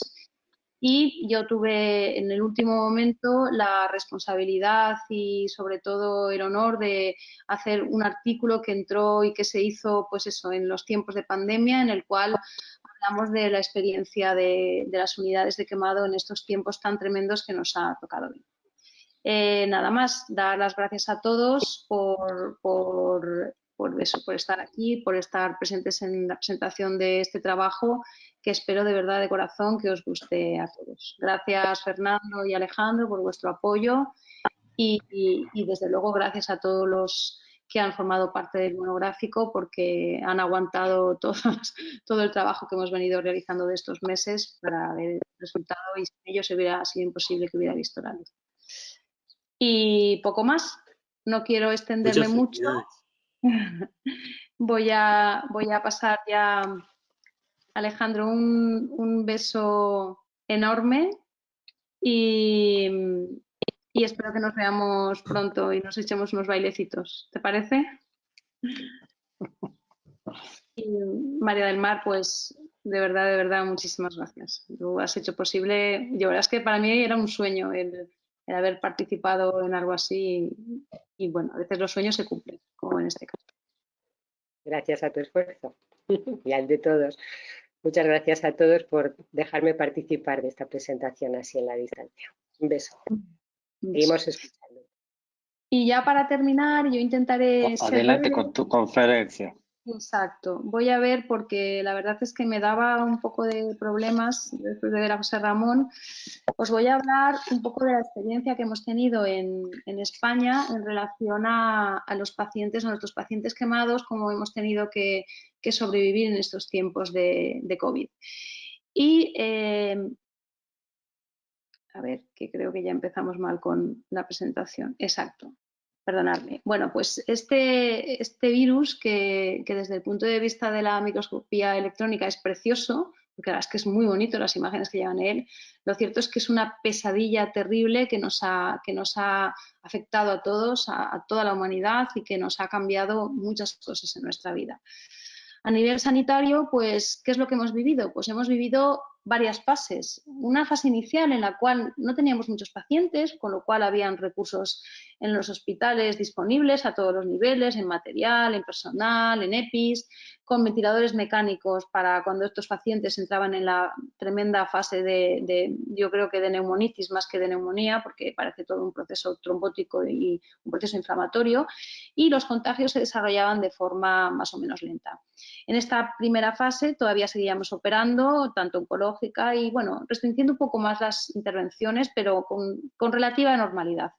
Pasamos a una segunda fase en la cual habían mucho más pacientes. De hecho, tuvimos que suspender la cirugía electiva, solamente se hacían intervenciones graves y empezaron a estar las UCI saturadas y empezamos a tener una limitación en las camas de UCI. Y después la fase final, la tercera fase, sálvese quien pueda, en la cual todo ha sido COVID, no han habido suficientes ventiladores disponibles ni quirófanos, y lo que se ha hecho es cirugía premortal, y desde luego todo el personal ha estado asignado a tratar la pandemia. ¿Cuál ha sido el papel de nuestras unidades de quemados en España durante esta pandemia? Bueno, pues dependiendo de la fase en la que nuestras ciudades se encontraban, pues hemos visto unidades como la mía, la unidad donde yo trabajo, en el Hospital AFE de Valencia, en la cual estamos en una fase inicial con bastantes recursos y, por tanto, la unidad se ha podido preservar como unidad COVID-free y solamente hemos manejado pacientes quemados que no tenían COVID. Luego de eso os explicaré cómo hemos hecho todo nuestro protocolo de actuación. A continuación, un paso más allá, son aquellas unidades de quemados en las cuales ya había problemas y con UCIs ocupadas y, por tanto, las unidades y sus respiradores, que han sido un bien muy preciado en estos tiempos, se quedaban para manejar a pacientes que no eran COVID, pero eran tanto quemados como con otras patologías, de manera que el resto de las unidades de cuidados intensivos quedaran libres para atender a los pacientes COVID. Este caso ha sido la unidad de quemados de Valdebrón, por ejemplo. Y, en último lugar, aquellas unidades en ciudades muy castigadas por la pandemia, como ha sido la unidad de La Paz, donde está nuestro compañero el doctor Martínez Méndez, en la cual la unidad pasó a ser COVID positiva, solo habían pacientes COVID y, como nos ha dicho él, menos mal que han habido pocos pacientes quemados porque se han manejado en la unidad de reanimación externa totalmente. En relación a esta experiencia y al manejo que hemos llevado las unidades, junto con la unidad de Zaragoza y la unidad de la posta sanitaria de Chile, porque fue la primera unidad en Latinoamérica con pacientes quemados COVID positivos, pues hemos hecho este artículo que está en el monográfico y que yo me encantaría que lo leyeras y que os sirviera. ¿Cuál es el manejo que hacemos de los pacientes cuando hay esta pandemia COVID? Bueno, pues las urgencias, diferenciamos lo que es la pequeña urgencia y la urgencia grave que tienen que ingresar. Las pequeñas urgencias, ¿qué es lo que hemos hecho? Bueno, pues como estamos haciendo ahora con todos los pacientes que tenemos delante, hacer un pequeño cuestionario para saber si tiene fiebre, si ha tenido clínicas, o sea, ver si hay una sospecha realmente si el paciente puede ser un paciente COVID y si es así, el equipo que lo trata se pone un EPI para protegerse y al paciente se le realiza una PCR para diagnosticarlo. Si no hay sospecha, aún así es aconsejable que el equipo sanitario lleve unas gafas o una mascarilla y pantalla protectora y, desde luego, el paciente antes de entrar se lava las manos y se coloca una mascarilla, porque ya sabéis que hay muchos pacientes asintomáticos que luego han resultado ser COVID positiva, como a nosotros nos ha ocurrido. El paciente se cura en la sala de urgencias de quemados normal y, si el paciente es una quemadura normal que no es quirúrgica, como muchas que han habido ahora por el confinamiento, la gente se ha dedicado a cocinar y sí que han habido bastantes urgencias en cuanto al consumo y a la cocina de los alimentos, pues se manda a atención primaria e intentamos que el paciente venga lo menos posible al hospital y se maneje sobre todo con carácter ambulatorio.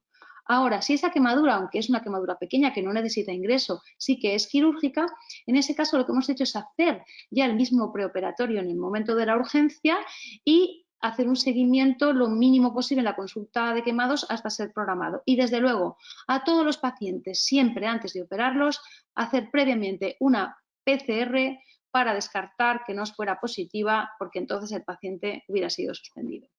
Como vemos, el personal se protege, aunque el paciente no haya sospechas, siempre o con gafas o con estas pantallas que nos han fabricado a muchos niveles muchos ciudadanos, con una solidaridad tremenda y que han ido repartiendo por colectivos que hemos estado en primera línea. Y sobre todo eso, que el paciente lleve mascarilla y un lavado de manos y trabajar con seguridad y con máxima responsabilidad en el trabajo.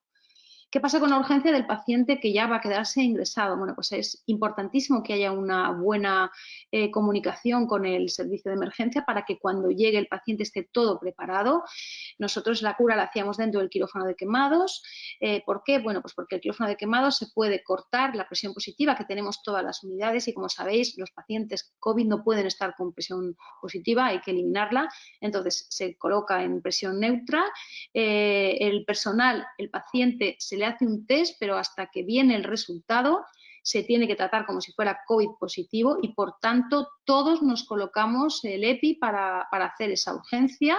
Al principio no teníamos las pantallas protectoras homologadas, pero después sí que las hemos tenido. Es incómodo de trabajar, pero es necesario proteger siempre al personal. Algunos trucos: sujetarse las gafas con un esparadrapo para que cuando es la retirada no te vayan detrás, y desde luego gafas y pantalla, porque estamos mucho tiempo tratando muy cerca al paciente con la cantidad de aerosoles que se generan en estas curas. Si el paciente está intubado, pues desde luego lo mejor es hacerle una PCR del aspirado broncoalveolar. Si no es así, si el paciente no se va a intubar y va a estar despierto, pues es una PCR nasofaringea, y desde luego el anestesiólogo y la enfermera de anestesia es lo que tienen que tener mayor cuidado, precaución durante el manejo de la vía aérea, que es donde se generan estos aerosoles, y hasta que se tenga el resultado de la PCR, que en el caso de mi hospital tarda entre 8 y 10 horas, los pacientes quedan monitorizados, no entran en la unidad y quedan en una sala de urgencias que tenemos y quedan ahí aislados hasta que tengamos el resultado. Si el resultado de la PCR es negativo, ya puede entrar dentro de la unidad, bien a la sala de críticos si está intubado o en la zona de hospitalización si no es tan grave, y el personal durante estos días llevamos siempre mascarilla, intentamos mantener la distancia de seguridad con los pacientes siempre que es posible, y las pantallas. El paciente es positivo, pues en ese caso no se queda en la unidad de quemados, sino que el paciente es trasladado a la UCI si es necesario o a la planta COVID, y solo se opera en quirófanos exclusivos para pacientes COVID. Os recuerdo que esto ha ocurrido en el hospital donde yo trabajo, en la unidad de quemados de la FE de Valencia, porque nosotros no hemos tenido tantos pacientes como otras unidades y por eso hemos podido conservar este circuito. Cuando los pacientes son ambulatorios, quirúrgicos, recordar que hay que hacer la PCR, y si fuera positiva se difiere. ¿Por qué? Porque el paciente no va a morirse de la quemadura que tiene, que es una quemadura pequeña, y nos va a dar igual en este caso la secuela que le pueda quedar, que ya nos trataremos adelante, pero sí que la inducción de una anestesia y el carácter inflamatorio que tiene puede hacer que haya una gran morbilidad en estos pacientes.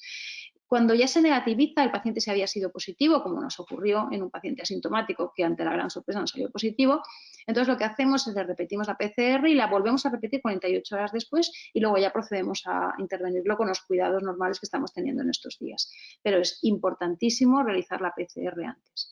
En los pacientes que están ingresados en la unidad y que son COVID negativo de entrada, a pesar de ello, seguimos realizando una PCR antes de cada anestesia. ¿Por qué? Porque el personal sanitario estamos entrando y saliendo, y aunque se tomen las máximas precauciones, nosotros también podríamos ser una vía de contagio para nuestros pacientes, y las anestesias tendrían gran morbilidad para ellos.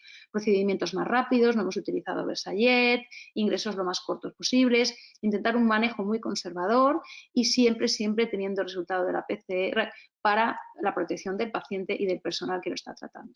¿Y qué hemos hecho en la consulta? Bueno, pues el paciente viene sin acompañante, solamente si tiene una dependencia viene con acompañante, los pacientes se lavan las manos al entrar, se ponen la mascarilla, y el personal sanitario se protege porque está cerca, está a menos de 1 metro tratando al paciente, el paciente con su mascarilla, y desde luego el seguimiento a nivel de consultas externas se hace lo más espaciado posible, y siempre que podemos lo que hacemos es que lo derivamos a atención primaria para evitar que los pacientes vengan al hospital.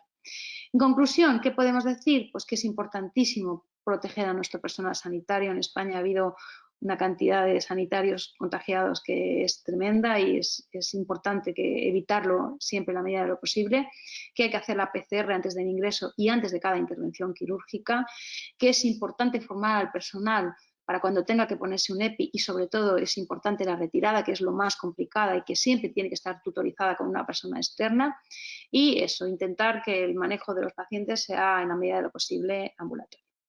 Y nada más, yo también os invito a que vengáis a Valencia y ojalá que esto pase pronto para que volvamos a coincidir.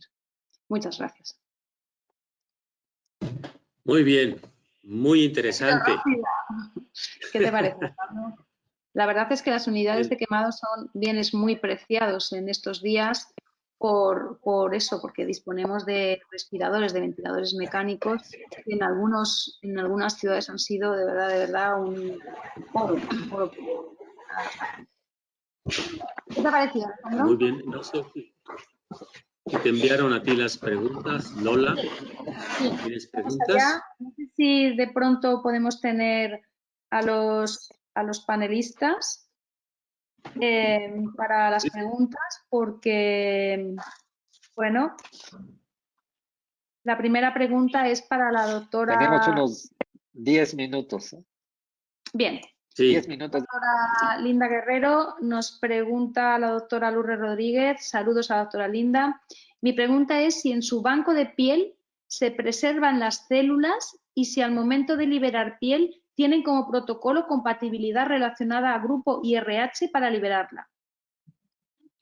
Bueno, Lourdes, con relación a la primera pregunta, pues todos los pacientes indudablemente tienen RH, grupo sanguíneo, pero esa no es una condición para distribuir ni la piel ni la membrana amniótica. La membrana amniótica es mucho más antigénica y la piel sí o sí se va a rechazar, pero más por lo que nosotros sabemos que son las células de Langerhans. Por el contrario, la déficit celular, por eso se hace la acelularización, no van a producir rechazo y tampoco se necesita ni grupo sanguíneo ni el RH. Y con respecto a las células, en el banco de tejidos y en lo que es el IPIS está la unidad de terapia celular y está también el grupo de cordón umbilical. Estamos trabajando conjuntamente para proyectos futuros. Muy bien, doctora Guerrero. La siguiente pregunta no va dirigida a nadie en particular, nos la hace nuestro compañero Fernando Munar y dice, ¿qué opina del desvidamiento enzimático con colagenasa y Luxol? Yo creo que, José Ramón, tienes tú que contestar y que aclarar un poco la duda que igual se ha generado en relación a cuando decimos desvidamiento con Nexobrid, que bueno, ahora explícalo tú. No. A ver, ¿qué te parece? A ver, el Nexobrid es verdad que entra dentro del grupo de desbridamiento enzimático porque estamos aplicando bromelaína, que es una enzima para disolver el colágeno, pero no tiene nada que ver con el resto de procedimientos que se han estado utilizando históricamente. La primera razón por la rapidez, porque es en 4 horas está el desviamiento completo, es decir, no estamos haciendo aplicaciones y reaplicaciones para intentar ir quitando capitas al lecho quirúrgico. Es decir, no tiene nada que ver con una colagenasa. La colagenasa disuelve la capa superficial, luego se inhibe y para, y hay que hacer aplicaciones sucesivas para conseguir un desviamiento. Esto en 4 horas está. Lo segundo, que genera dolor, es decir, esto es como si fuera un cuchillo. No tiene nada que ver con las cremas que estamos acostumbrados a utilizar para otro tipo de procedimientos. Esto se comporta igual que un desviamiento mecánico con un cuchillete o con un dermatomo. Va a retirar completamente el tejido.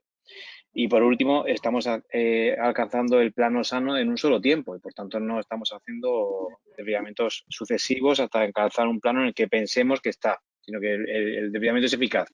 Ya está demostrado que es eficaz en un solo tiempo y no es cuando no estamos hablando de lo mismo. Son desviamientos enzimáticos, es verdad, pero no tienen nada que ver. Bueno, ¿la puedo agregar algo a lo que dice José Ramón? Con respecto a la colagenasa, pues me parece que sí, indudablemente hay una diferencia muy grande y pues su indicación es mucho más para quemaduras que son ambulatorias, no tan extensas y precisamente por lo que dice José Ramón, toman mucho tiempo mientras esta enzima lentamente va desprendiendo la escara. Mientras que lo que vemos en lo que presentó excelentemente José Ramón, ese es un desviamiento que se iguala a lo que sería una decisión quirúrgica, es rápido, en 4 horas se tiene y con menos lesión del tejido sano. La otra no lesiona tejido sano, pero toma mucho tiempo y es solo aplicable, como digo, para quemaduras menos extensas, ambulatorias, en donde se puede ir reaplicando progresivamente. Muy bien, José Ramón, las 2 siguientes preguntas también son para ti. Nos pregunta Alonso Rivera, ¿cómo es que aplican el Nexobrid? No sé exactamente a qué aspecto concreto se puede referir. ¿Es un spray? ¿Es algo que untas? Claro, Nexobrid es una crema, ¿vale? Se aplica como una crema. Lo único que tiene una serie de requerimientos para que su aplicación sea efectiva. La primera es que tiene que estar la escara húmeda. Si no está húmeda, no va a conseguir alcanzar el objetivo de disolver el colágeno desnaturalizado por calor. La segunda es que es un procedimiento que va a generar dolor en el paciente y por lo tanto tiene que estar anestesiado. ¿Hace falta anestesia general? No, hace falta tener un control del dolor y generalmente en nuestro caso, además, en nuestro medio, recurrimos casi siempre a analgesia o anestesia loco-regional, que nos permite controlar al paciente de forma estable. Y por último, tiene un protocolo que está publicado, que son 4 horas de aplicación, es decir, se pone la crema, se deja una cobertura impermeable con un film y se deja aplicar la crema durante 4 horas, que es el tiempo que tarda en disolver completamente la escala hasta el plano sano. A las 4 horas se retira, de nuevo con un control analgésico del paciente, y se deja una cobertura en principio húmeda durante 2 horas, entre 2 horas y hasta el día siguiente, para hacer una cobertura definitiva al cabo de esa retirada. Muy bien. Y también el doctor Luis Cabral, desde Coimbra, imagino que estará Luis, nuestro querido amigo, te dice, José Ramón, ¿hacéis siempre anestesia para la aplicación de Exobrid? En nuestro medio, generalmente sí, porque con loco regional se consigue controlar y el anestesista de nuestra unidad es un afán de la anestesia loco regional y casi siempre hacemos este tipo de procedimientos. En otras zonas, por ejemplo, en caras o en cobertura, cuando son muy grandes o tienen muchas zonas diversas, se puede recurrir a hacer sedaciones, hacer pseudoanalgesia, pero generalmente necesitas un soporte de anestesia para poder hacer el procedimiento de forma segura. Muy bien. La siguiente pregunta, lo que pasa es que aparece en el pantallazo que me ha mandado nuestro técnico, buenos días de Colombia, ¿qué manejo local le dan a la quemadura en el A? Supongo que será en el ámbito, imagino que debe ser en el ámbito de los tiempos COVID, no lo sé. ¿Cuál contestamos sabiendo que puede ser que sea esto? En principio, nosotros hemos manejado la quemadura, como he comentado, igual que normal. Lo que hemos retrasado los controles y que hemos intentado que fuera un manejo mucho más ambulatorio, porque la idea era que el paciente no pisara el hospital. Tenemos no tenemos la pregunta. Y prácticamente lo que es la cura que le hemos hecho ha sido la misma prácticamente. No sé, José Ramón, ¿qué experiencia has tenido tú a nivel local de los pacientes que habéis tenido? Sé que no habéis tenido muchos ingresos, pero sí que habréis visto como nosotros la única diferencia que hemos tenido con respecto a lo tradicional, lo que veníamos haciendo en nuestro protocolo, ha sido intentar, como habéis hecho vosotros también, intentar utilizar siempre apósitos de larga duración, para intentar reducir la frecuentación del paciente al hospital al máximo. Y lo que sí hemos hecho en algunos casos ha sido recurrir al Supraten en la cobertura inicial. Como nuestra enfermería está formada para su uso en otros aspectos, hemos llevado algunas superficiales o algunas situaciones un poco intermedias hacia el Supraten, intentando que el paciente no tenga que venir y hacerlo ya una cura directamente casi definitiva y verlo a los 15 días. Es lo único que hemos hecho con respecto al protocolo convencional, que normalmente el Supraten solamente lo usamos en términos hospitalarios, nunca ambulatorio. Pero el resto ha sido más o menos lo que has hecho tú. Doctora Guerrero, ¿quiere opinar algo? Sí, quería hacer pregunta a José Luis. 2 preguntas. ¿Cuánto tiempo en una quemadura de espesor total esperan para hacer el abierto? Después de... ¿Aló? Sí, estoy atento. ¿Cuánto tiempo esperan para aplicar la técnica de MIC? Entre una escarectomía y aplicar el autoinjerto MIC. Perfecto. ¿Y la segunda? Por el riesgo de infección, que sería la otra pregunta. ¿Qué porcentaje de infección han tenido ustedes? Perfecto. A ver, Linda, mira, nosotros por protocolo habitualmente ingresamos el paciente, se le hace una evaluación y se programa a las 48-72 horas la primera escarectomía. Hacemos cobertura transitoria con BioBrain porque no disponemos de banco de tejido como tú tienes en Bogotá.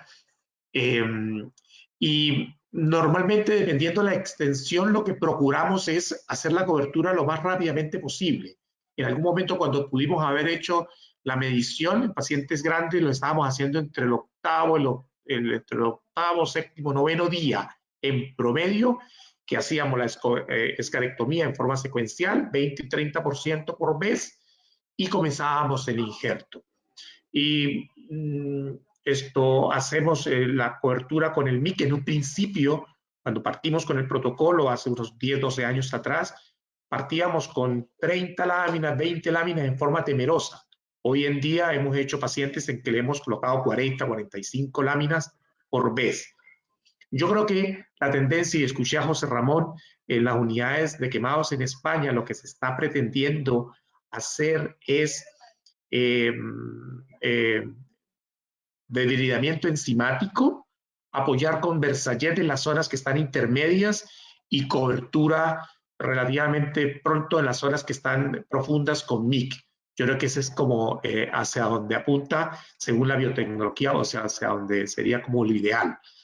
Ahora, con respecto al emprendimiento, nosotros nos hemos encontrado o yo me he encontrado con diferentes grupos y diferentes experiencias, pero van entre un 30 y 90% de tasas de emprendimiento. ¿Va? Tiene que ver mucho con el fiato del equipo, tiene que ver mucho con la expertise, tiene que ver mucho con el apoyo de intensivo, con el uso de drogas vasoactivas, la zona comprometida y el protocolo con que aplique el equipo. A mí me llamó poderosamente la atención y por eso lo mencioné, el trabajo de Lulú, del equipo del CENIAC en México, que es muy, muy interesante, en donde ellos hacen biopsias seriadas e inclusive en zonas donde pareciera que se perdió el MIC, hay hallazgos y tinciones en donde hay prendimiento de queratinocitos. Entonces es bien interesante. No sé si contesta tu pregunta. Sí, y la misma pregunta para José Ramón. ¿Cuánto tiempo esperan para aplicar el autoinjerto independientemente si es micos o enmayado, después de aplicar el Nexobrid?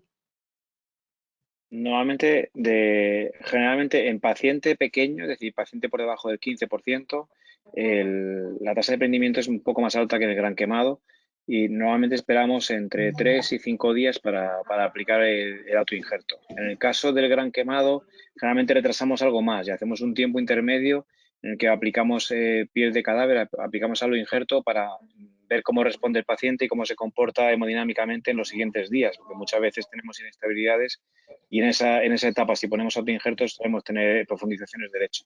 Entonces, generalmente utilizamos el Nexobrid, ponemos un aloinjerto al cabo del tercer, cuarto, quinto día, esperamos 4 o 5 días más y cuando el paciente está estable empezamos a hacer MIC de forma secuencial. Muy bien. Bueno, tenemos que cortar ya. Me están avisando que nos queda muy poco tiempo, entonces yo he pedido que nos dejaran una pregunta más. Habían varias preguntas que voy a contestar yo muy rápidamente. Una era si se podía usar Nexobrid en otro que no fueran quemados y desgraciadamente no, solamente quemaduras térmicas, no vale para úlceras, que es por lo que todos siempre soñamos. Y otra pregunta que han hecho era que si se usábamos Versayet. No lo estamos usando por todo lo que es generar aerosoles en estos momentos, nos da miedo y ante la duda hemos decidido no usar. Y la pregunta que paso a la mesa es la de Beatriz Manaro. ¿Cómo resulta la aplicación de Nexobrid en niños y de MIC en niños? Desde Uruguay, nuestra compañera. José Ramón, Nexobrid. José Luis, muy rápidamente, MIC en niños, ¿qué visión y qué experiencia podéis aportar? Niños, actualmente Nexobrid está fuera de ficha técnica y el uso está restringido solamente a uso compasivo. Hay un estudio en marcha acerca de es un ensayo clínico con niños, que los resultados son muy similares. El corte que se ha hecho antes de terminarlo, los resultados son muy similares a lo que ocurre en adultos, salvando un par de detalles en cuanto a las escaldaduras, con resultados a veces un pelín más inciertos que en adultos, pero el comportamiento es muy similar. Actualmente todavía sigue estando bajo uso compasivo. Lola, en relación a la pregunta que tú me haces, nosotros en Chile, o al menos en los grupos que estamos haciendo VIC, no tengo conocimiento de que se esté utilizando en niños. Ahora, en el monográfico tuve la oportunidad de hacer una revisión de las publicaciones que han habido y efectivamente hay grupos asiáticos, hay grupos en Europa en donde se ha utilizado en niños con muy buen resultado. Muy bien. Bueno, pues, doctor Pérez, tu presentación ha sido tan buena que no tenemos ninguna pregunta para ti, ¿verdad? Que me sabe mal y solo darte las gracias porque de verdad que tenemos que cortar ya, que estamos fuera de tiempo y bueno, me da mucha pena, pero seguro que habrá gente que contactará con nosotros porque alguien querrá fuera del directo. De verdad que a todos os decimos que cualquier cosa que necesitéis, pues que contactéis, que estaremos encantados de resolver todas las dudas y sobre todo de compartir conocimientos en lo que es el apasionante mundo del paciente quemado. Y poco más, voy a dejar al doctor Molina que despida. Una vez más agradecerle estas iniciativas que en los tiempos en los que vivimos son la manera de mantenernos en contacto y actualizados. Dar las gracias a los ponentes, José Ramón y Alberto, que en España es casi la 1 de la madrugada y los dos tienen niños muy pequeños, con lo cual os lo agradezco. Y José Luis y Linda, siempre es un placer coincidir y compartir con vosotros. Fernando, te damos todos pues muchas gracias. Gracias al capítulo de quemaduras, a la directora, a todos los presentadores esta tarde. Sinceramente ha sido una tarde muy estimulante, muy ilustrativa, llena de vanguardia, llena de estupendos estímulos para los residentes, para los jóvenes nuevos en esta especialidad. Y gracias por apoyar este programa de educación continua de la Federación Ibero-Latinoamericana. Sin duda, en un futuro próximo tendremos una nueva sesión para quemaduras, para que tengamos otra ventana de información acerca de esta interesante patología de nuestro campo. Muchas gracias a todos y gracias por apoyar. Quisiera que se conectara el doctor Alejandro Duarte para que nos haga a favor de cerrar esta sesión. Y antes de que lo haga, anunciar a todos que todavía están conectados, el próximo lunes tendremos como anfitrión a Chile como país, mostrándonos de lo mejor de Chile en su cirugía reconstructiva y estética. Y el miércoles, la sesión especial dedicada al capítulo de implantes mamarios y las estadísticas de la Federación de Ibero-Latinoamérica. Adelante, Alejandro. Sí, que salga uno de ustedes para que pueda yo entrar. Ya, Adelante. a ver, ahí voy. Gracias. No, está bien, está bien. Bueno, antes que nada, pues, Lolita, gracias. Ha sido una experiencia maravillosa. Quemado sabido desde que el hombre es hombre y la evolución de los tratamientos en las últimas 2 décadas ha sido increíble, ha sido potencial. Y ustedes lo están manejando y ustedes lo están innovando y la federación se siente muy, muy orgullosa del trabajo de todos ustedes, de veras, muy orgullosos. Los felicito a José Luis, a José Ramón, a Linda, a Alberto y a Lola. Obviamente ha sido una conferencia magnífica, como dijo Fernando, para los residentes. Es un campo nuevo, muchos van a estar interesados en esto. Pues hay que seguir adelante. Yo pienso que esto, podríamos seguir horas y horas y horas con las preguntas y el tema, porque es muy interesante, pero desgraciadamente se paga espacio y hay que cortar. Esperamos verlos en Punta Cana, ¿verdad? Con esto ya en vivo, con las innovaciones próximas que van a seguir en estos meses, pero estamos comprometidos a dar este tema y la monografía y todo en Punta Cana, directamente en vivo y a todo color. Muchísimas gracias a toda la gente que se ha conectado. ¿Verdad? Es 302 conectados de todos los países de la federación. Me da gusto que por ahí está Lulú de aquí de México, ¿verdad? Somos amigos de hace tiempo y hace rato que no la veo, pero le mando un saludo. Y a toda la federación. Lola, muchísimas gracias. Excelente su presentación. Muy buenas noches, gracias por desvelarse por nosotros. Nosotros aquí de tarde con sol y ustedes ya en madrugada. Bueno, muchísimas gracias. Eso les pasa por estar del otro lado del charco. No como se dice allá, como se dice en todas partes. Gracias y buenas noches. Gracias, Axel. Gracias, Fernando Molina. Poncho Vallarta, Axel. Gracias a todos. Lolita, buenas noches. Gracias. Cuídate, Alejandro. Saludos, besos. Chao. Saludos.